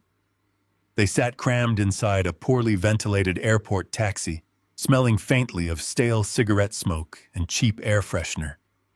The grueling 26-hour transit across 3 different budget airline connections had taken a severe physical toll. Amanda stared blankly out the smudged passenger window, with her designer sunglasses hiding her red and swollen eyes. Her expensive silk vacation dress was hopelessly wrinkled and stained from sleeping on terminal floors. Vincent and Monica sat rigidly in the back seat. They had not spoken a single word to their son-in-law since departing the Bahamas. Their silence was a heavy and suffocating blanket of pure contempt. Brian sat in the front passenger seat, gripping the plastic door handle. He was exhausted to his very core, but his mind was fueled by a toxic and concentrated rage. He had spent the entire agonizing flight visualizing his revenge. He fully believed his elderly father was cowering inside the suburban house. Brian was mentally preparing to march through the front door and assert his absolute dominance over the property. He planned to evict his father from his life permanently. He clung to the absolute delusion that the physical house was his legal fortress. The yellow taxi turned off the busy main avenue and rolled into the quiet, tree-lined suburban neighborhood. Brian felt a sudden surge of arrogant anticipation. He reached into his pocket and gripped the house keys tightly in his fist. He opened his mouth to tell the driver to pull into the driveway. The words died instantly in his throat. The peaceful morning silence of the residential street was completely shattered by the deafening roar of heavy industrial machinery. The taxi rolled to a slow halt. Brian stared through the windshield in absolute bewilderment. A massive yellow excavator was parked squarely in the middle of his pristine concrete driveway. A large commercial dumpster bin occupied the manicured front lawn. The property looked like an active and chaotic construction zone.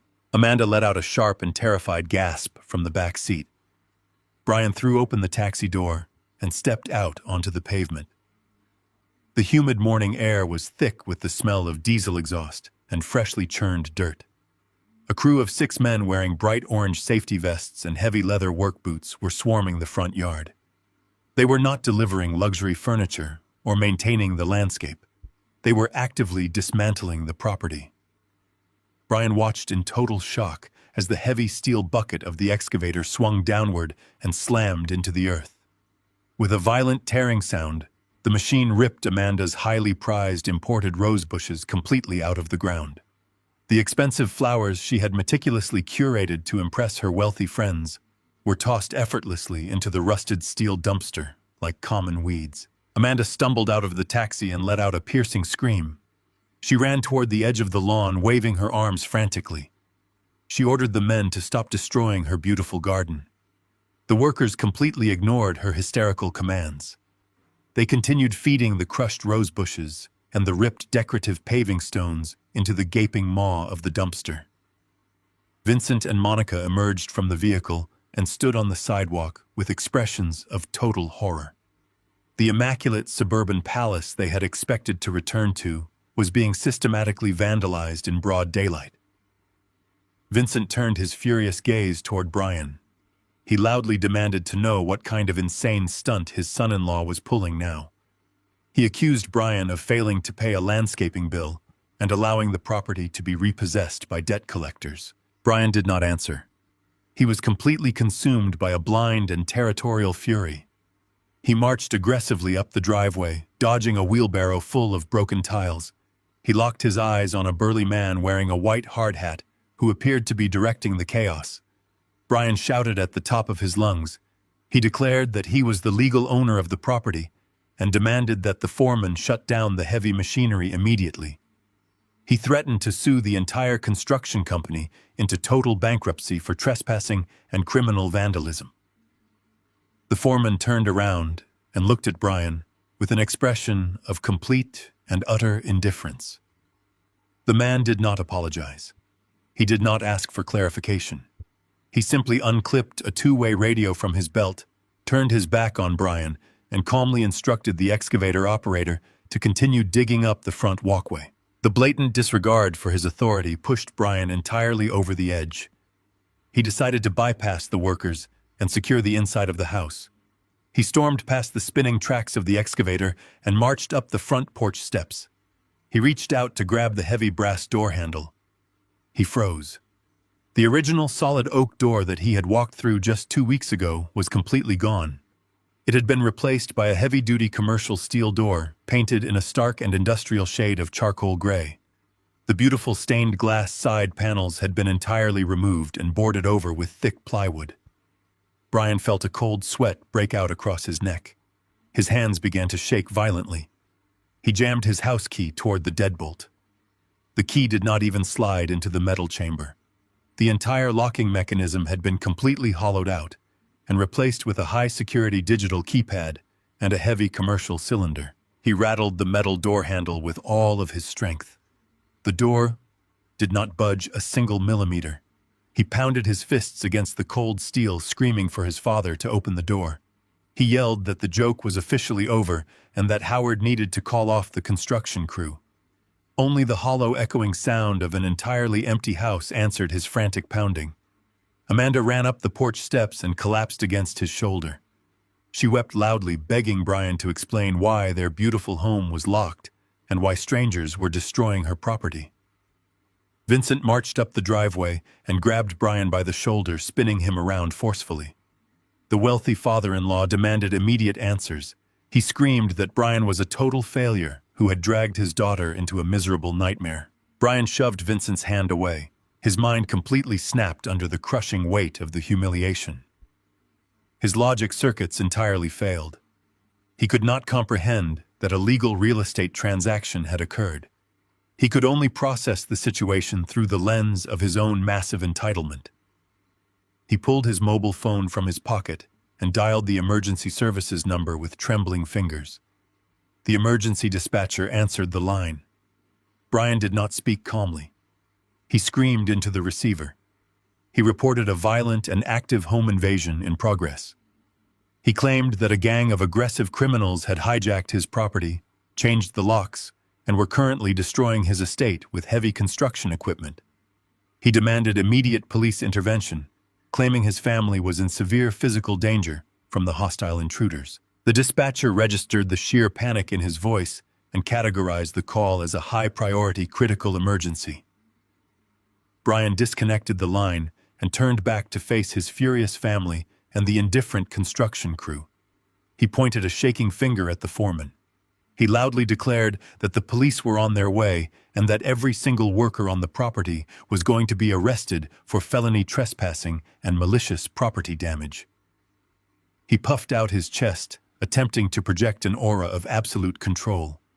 He firmly believed that the arrival of law enforcement would instantly validate his ownership and force the intruders off his land in handcuffs. Less than 4 minutes later, the distant wail of emergency sirens pierced the suburban atmosphere.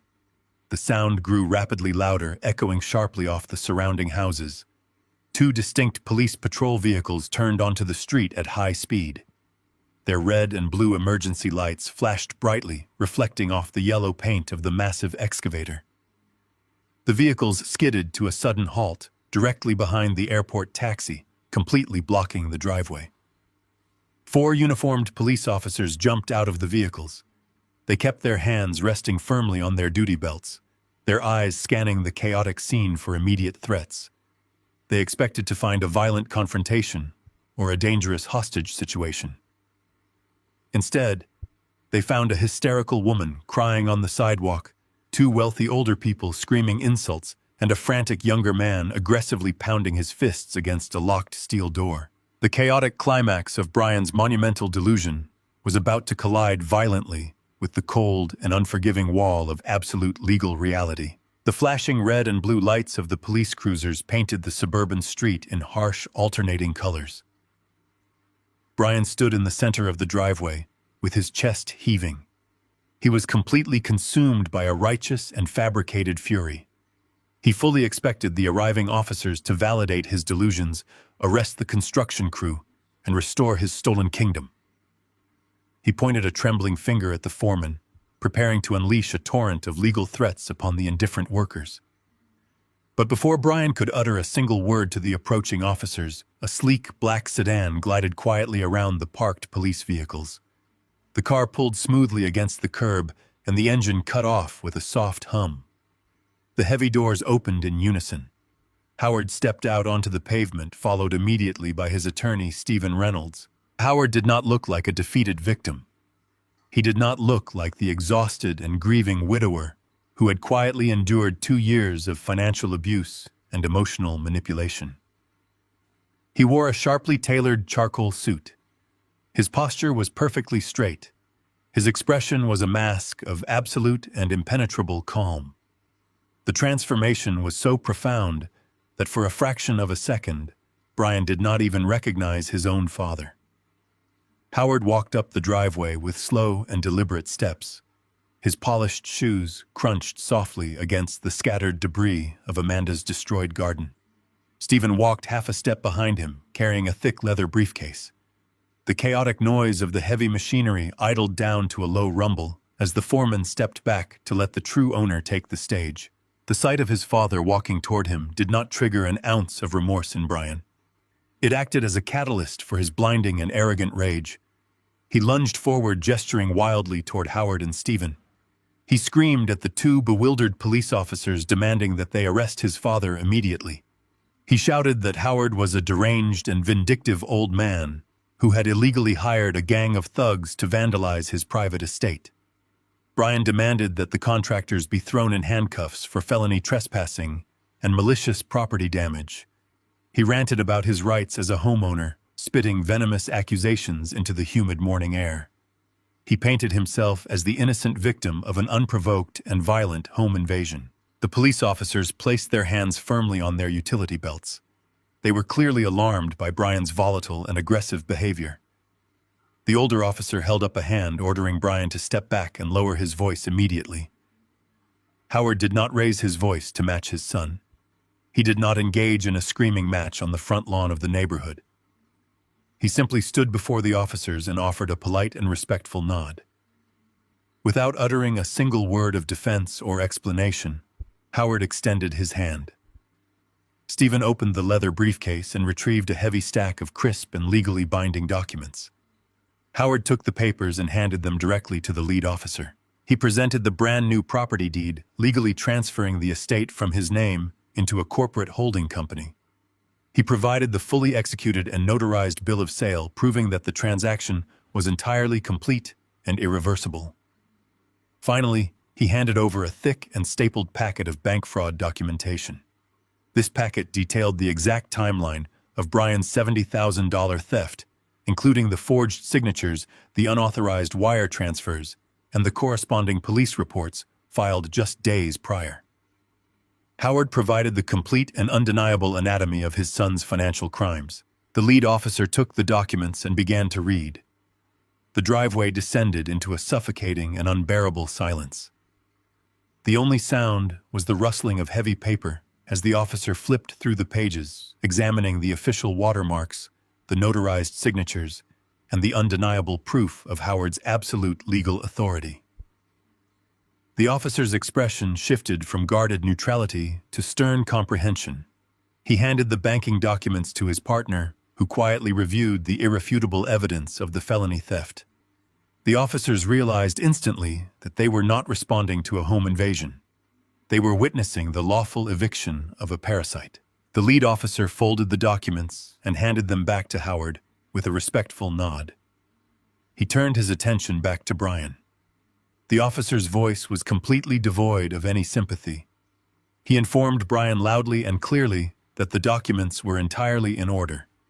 He stated that the property belonged to a corporate entity, the construction crew had legal authorization to be there, and the locks had been changed by the rightful owners. The officer then took a step forward and delivered the final and crushing blow. He informed Brian that he had absolutely no legal right to be on the premises. He stated that Brian, Amanda, and their family were officially trespassing on private property. The officer issued a stern warning. If they did not remove themselves from the driveway immediately, they would all be arrested and taken to the county jail. The words struck the group like a physical shockwave. The reality of the situation crashed down upon Amanda with the force of a collapsing building. Her perfect and manicured world evaporated in an instant. The sprawling suburban house, the imported Italian furniture, the illusion of limitless wealth, and her carefully curated social standing were completely and utterly obliterated. She looked at the gutted front door, the torn earth where her prized garden used to be, and the cold faces of the police officers. The magnitude of her ruin was absolute. Amanda collapsed onto her knees right there on the cracked concrete. She began to scream hysterically. Her voice echoed down the quiet street as she mourned the violent death of her fraudulent lifestyle. She wept for the luxury she had stolen and the status she had lost. Vincent and Monica stood frozen on the sidewalk in absolute shock. The humiliation of being threatened with arrest in front of an entire neighborhood, the disgrace of their daughter screaming on the pavement, and the realization that their son-in-law was a penniless criminal pushed them entirely over the edge. Vincent's face turned a violent shade of purple. He was a man accustomed to absolute obedience and total control. He marched toward Howard, his fists clenched tightly at his sides, completely ignoring the presence of the police officers. He demanded an explanation for this absolute indignity. He screamed that Howard had ruined their family vacation, humiliated them in a foreign country, and destroyed their daughter's life. He demanded to know where their belongings were and how Howard dared to treat people of their social standing with such profound and public disrespect. Howard looked at the furious and red-faced man standing before him. He felt absolutely nothing for Vincent. He felt no pity, no anger, and no hesitation. He reached into the pocket of his tailored suit and pulled out the cheap and generic brass padlock key he had purchased days ago. He looked down at Amanda, who was still sobbing uncontrollably on the concrete driveway. Howard casually tossed the single brass key onto the pavement. It landed directly at her feet with a sharp and degrading clatter. Howard spoke in a voice that was perfectly calm, carrying the cold weight of absolute finality. He provided the exact address of the bleak and rusting corrugated metal storage unit, located in the rundown industrial park on the absolute outskirts of the city. He informed them that all of their designer clothing, their expensive electronics, and their imported furniture had been unceremoniously dumped into that dark concrete box. He stated that the rent was paid for exactly 30 days, after which the facility would legally auction off their garbage to the highest bidder. Howard then shifted his cold and unyielding gaze directly to Vincent and Monica. He looked deep into the eyes of the arrogant people who had treated him like an invisible servant for years. He delivered his final statement with surgical precision. He reminded them of the exact words they had used to exclude him from their lives. He stated that since they only wanted their true and special family around them on luxury cruises and at intimate gatherings, they could now enjoy the distinct privilege of housing their true family under their own roof. Howard turned his back on them, walked down the driveway, and opened the door of the black sedan. He got into the car and drove away, leaving his abusers completely shattered and trapped in the devastating ruins of their own greed. The fragile alliance between the four adults shattered completely on the cracked concrete of the driveway. The shared shock of their eviction mutated instantly into a raw and vicious instinct for self-preservation. Brian dropped to his knees right there on the pavement. The arrogance that had defined his existence evaporated into a puddle of pathetic desperation. He crawled toward Howard and grabbed the hem of his father's tailored suit trousers. He wept loudly and uncontrollably. He begged for a second chance. He claimed he had been brainwashed and manipulated by the people around him. He pointed a trembling finger directly at his wife. He raised his voice and screamed that the theft was entirely Amanda's fault. He wailed that her endless greed and her insatiable demand for luxury had forced him to steal the money. He swore he never wanted the sports car or the expensive vacations. He promised to work multiple jobs to pay back every single cent if Howard would simply call off the lawyers and give them the house back. Amanda did not absorb the betrayal in silence. She spun around and unleashed a terrifying shriek that echoed off the neighboring houses. She lunged at Brian with her hands curled into tight fists. She accused him of being a pathological liar and a weak coward. She yelled that he had promised her a life of absolute financial dominance. He had explicitly told her that the money was an endless family trust fund that he legally controlled. She wept that she would have never married a penniless fraud who had to steal from his own grieving father to afford a decent dinner. She cursed him for ruining her life and destroying her flawless reputation. Vincent and Monica watched the disgusting spectacle unfold with expressions of pure and unadulterated revulsion. The public humiliation was absolute. The neighborhood residents were watching the drama from their front porches. The police officers were standing silently by their cruisers, recording the entire pathetic meltdown on their body cameras. Vincent buttoned his expensive suit jacket with a sharp and decisive motion. He looked at his crying daughter with eyes entirely devoid of paternal warmth. He coldly declared that she had made her bed, and now she had to sleep in it.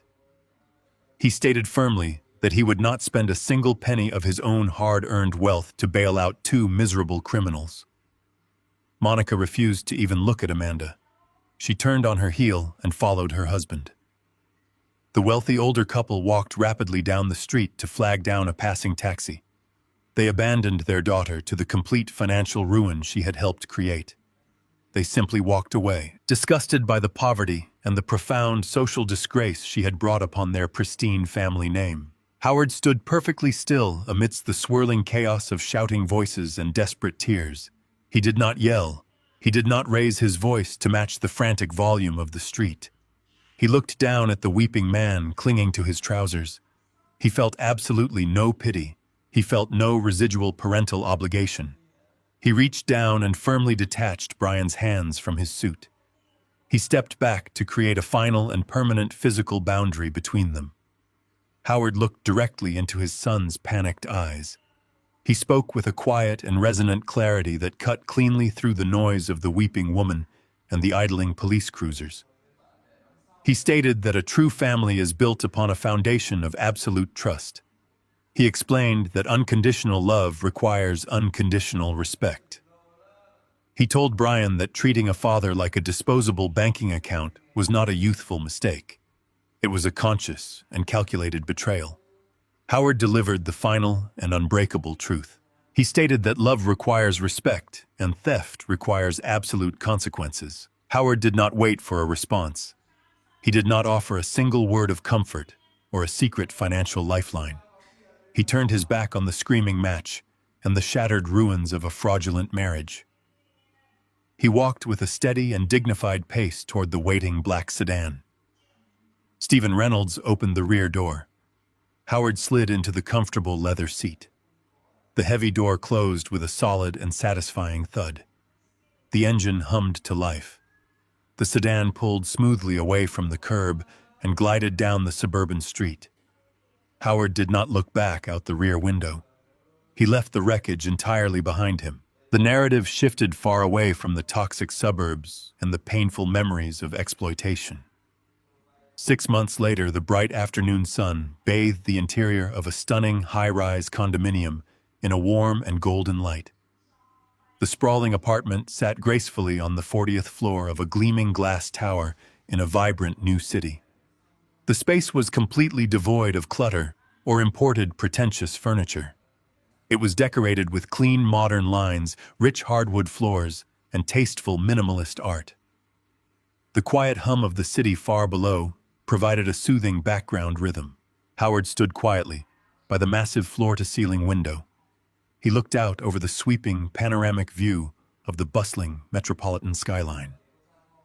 The city below was a river of moving lights and endless possibility. The heavy burden that had crushed his shoulders for 2 agonizing years was completely gone. He breathed in the cool, conditioned air and felt an overwhelming sense of profound liberation. He walked slowly to the pristine white marble kitchen island. A heavy crystal decanter rested next to a single polished glass. Howard uncorked the decanter and poured a generous measure of aged amber whiskey. The liquid caught the fading sunlight, glowing with a rich and fiery warmth. He picked up the heavy glass and walked back toward the massive window. He stopped beside a small polished wooden table. A single silver picture frame rested perfectly in the center. Inside the frame was a beautiful photograph of Catherine. She was smiling brightly on a sandy beach from decades ago. Howard gently adjusted the frame so it faced the magnificent skyline. He raised his glass in a quiet and solitary toast to his late wife. He knew she would be immensely proud of the strength he had finally found and the boundaries he had mercilessly enforced. Order was completely restored. His dignity was absolutely bulletproof. The parasitic forces that had sought to drain his life and erase his future had been permanently and legally severed. He had successfully defended his sanctuary and protected the legacy of his hard work. He took a slow sip of the smooth whiskey. The pleasant heat bloomed in his chest. He looked out over his new kingdom. His wealth was secure. His mind was at total peace. The leeches were gone and his life finally belonged exclusively and entirely to him. 7 agonizing days after the catastrophic confrontation on the cruise ship, the nightmare finally spilled onto solid ground. The heavy airport taxi rumbled down the highway toward the quiet suburban neighborhood, carrying a suffocating atmosphere of pure venom and absolute exhaustion. Brian sat in the front passenger seat, staring blankly at the passing city skyline. The grueling journey home had been a logistical and emotional hell. They had been forced to endure endless layovers in dingy regional airports, sleeping on hard terminal floors, and surviving on cheap vending machine snacks. In the back seat, the silence was thick and radioactive. Vincent and Monica had not spoken a single word to their son-in-law since the moment his credit cards were violently declined in the Bahamas. They radiated a cold, calculating disgust, treating Brian as if he were a highly infectious disease. Amanda sat slumped against the window. Her expensive vacation dress hopelessly wrinkled, hiding her swollen eyes behind oversized designer sunglasses. Her entire identity had been publicly executed in the middle of the Caribbean, and she blamed Brian for every ounce of her profound humiliation. Brian desperately gripped the plastic door handle of the taxi. He was physically shattered, but his mind was burning with a toxic and deeply entrenched delusion. He was using his boiling rage as a shield against his monumental failure. He had convinced himself during the long flights that his elderly father was simply throwing a temporary and irrational tantrum. Brian firmly believed that the beautiful four-bedroom estate still belonged to him by right of occupation and familial entitlement. He envisioned the manicured green lawn, the pristine marble entryway, and the heavy oak front door. He planned to march out of the taxi, unlock his fortress, and aggressively banish his father from the premises. He needed the physical house to prove to his wealthy and furious in-laws that he was not a penniless fraud. He needed his stolen kingdom to validate his existence. The yellow taxi finally turned the corner onto the familiar tree-lined street. Brian leaned forward, reaching into his pocket to grip his heavy brass house key. He opened his mouth to instruct the driver to pull directly into the driveway. The words instantly evaporated from his throat, replaced by a sudden and paralyzing wave of pure shock. The peaceful morning silence of the upscale neighborhood was completely annihilated by the deafening mechanical roar of heavy industrial machinery. The taxi rolled to a slow halt at the curb. Brian stared through the windshield, his eyes widening in absolute horror. A massive, bright yellow commercial excavator was parked squarely in the middle of his pristine concrete driveway. The manicured green lawn he had meticulously maintained with stolen funds was completely gone, replaced by deep, muddy tread marks and a gigantic rusted steel dumpster. The entire property had been violently transformed into an active, chaotic demolition zone. Amanda let out a sharp, piercing shriek from the back seat. She shoved the taxi door open and stumbled out onto the pavement. The humid morning air was thick with the harsh smell of diesel exhaust and churned earth. A crew of broad-shouldered men wearing neon safety vests and heavy leather boots swarmed the front yard, moving with aggressive and mechanical efficiency. Amanda screamed again as the heavy steel bucket of the excavator swung downward with terrifying force. It slammed into the soil and violently ripped her highly prized imported rose bushes completely out of the ground. The expensive, meticulously curated flowers she had planted to impress her wealthy friends were crushed and tossed effortlessly into the gaping maw of the commercial dumpster like common, worthless weeds. Amanda ran toward the edge of the property, waving her arms frantically and ordering the contractors to stop destroying her beautiful garden. The workers did not even pause. They completely ignored her hysterical commands, treating her like a minor nuisance as they continued to systematically dismantle the physical manifestation of her stolen wealth. Vincent and Monica stepped out of the taxi and stood frozen on the sidewalk. The luxurious suburban palace they had expected to use as a temporary refuge was being vandalized in broad daylight. Vincent turned his furious, bloodshot eyes toward Brian. He loudly demanded to know what kind of pathetic, negligent disaster his son-in-law had orchestrated now. Vincent accused Brian of failing to pay his contractors, assuming the property was being aggressively repossessed by angry debt collectors. Brian did not answer. He could not process the reality unfolding before his eyes. His fragile ego instantly snapped, plunging him into a blind and territorial rage. He marched aggressively up the broken driveway, dodging a rolling wheelbarrow full of shattered decorative tiles. Brian locked his furious gaze on a burly man wearing a white foreman hat. He screamed over the roaring engine of the excavator, declaring that he was the legal owner of the estate and demanding an immediate cessation of all construction activity. He threatened to sue the entire company into absolute bankruptcy for felony trespassing and criminal property damage. The foreman turned around, looked Brian up and down, and offered a look of total, unblinking indifference. The man did not apologize. He simply unclipped a heavy radio from his belt, turned his back on the screaming man, and calmly instructed his crew to begin tearing up the expensive front walkway. The blatant disregard for his authority pushed Brian completely over the edge. He decided to bypass the workers and secure the interior of his fortress. He stormed up the porch steps, reaching out to grab the familiar brass handle of his grand front door. He stopped dead in his tracks. The beautiful solid oak door with its elegant stained glass panels was entirely gone. It had been replaced by a heavy-duty commercial-grade steel security door painted in a stark and unforgiving shade of industrial gray. Brian felt a cold, terrifying sweat break out across his neck. His hands shook violently as he jammed his brass key toward the deadbolt. The metal key did not even slide into the chamber. The entire locking mechanism had been completely gutted and replaced with a high-security digital keypad. Brian rattled the cold steel handle with all of his remaining strength. The door did not yield a single millimeter. He pounded his fists brutally against the heavy metal, screaming for his father to open the door and end this insane prank. Only the hollow, echoing sound of a completely empty house answered his frantic pounding. The realization that he was entirely locked out of his own life crashed over him. His delusions of power were failing, but his arrogance refused to accept defeat. Brian pulled his mobile phone from his pocket. His fingers trembled with an explosive manufactured fury. He dialed the emergency services number. When the dispatcher answered the line, Brian did not speak calmly. He unleashed a hysterical and entirely fabricated narrative. He reported a violent, active home invasion in progress. He screamed that a gang of aggressive criminals had hijacked his private estate, changed his locks, and were currently destroying his property with heavy machinery. He demanded immediate police intervention, claiming his family was in severe life-threatening danger from the hostile intruders. Brian disconnected the call and spun around to face the indifferent construction crew and his horrified family. He pointed a shaking, aggressive finger directly at the foreman.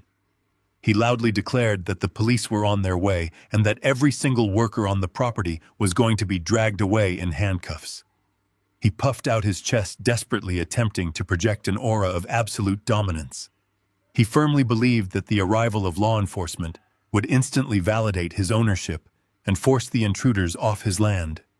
Less than 3 minutes later, the sharp, piercing wail of emergency sirens cut through the chaotic noise of the construction site. 2 heavily marked police patrol vehicles rounded the corner at high speed. Their brilliant red and blue emergency lights flashed aggressively, reflecting off the shattered remains of the driveway. The cruisers skidded to a sudden halt, effectively blocking the street and setting the stage for the final devastating collision between Brian's monumental lies and the cold, unbreakable wall of legal reality. The lesson learned here is that an illusion built on stolen resources and foundational deceit will inevitably collapse under the weight of reality. Greed blinds individuals to the limits of their own power, convincing them that manipulation can permanently substitute for honest effort. When you treat the people who support you as disposable assets, you simultaneously destroy your own safety net. True stability cannot be extracted through entitlement or emotional extortion. It must be cultivated through mutual respect, transparency, and authentic labor.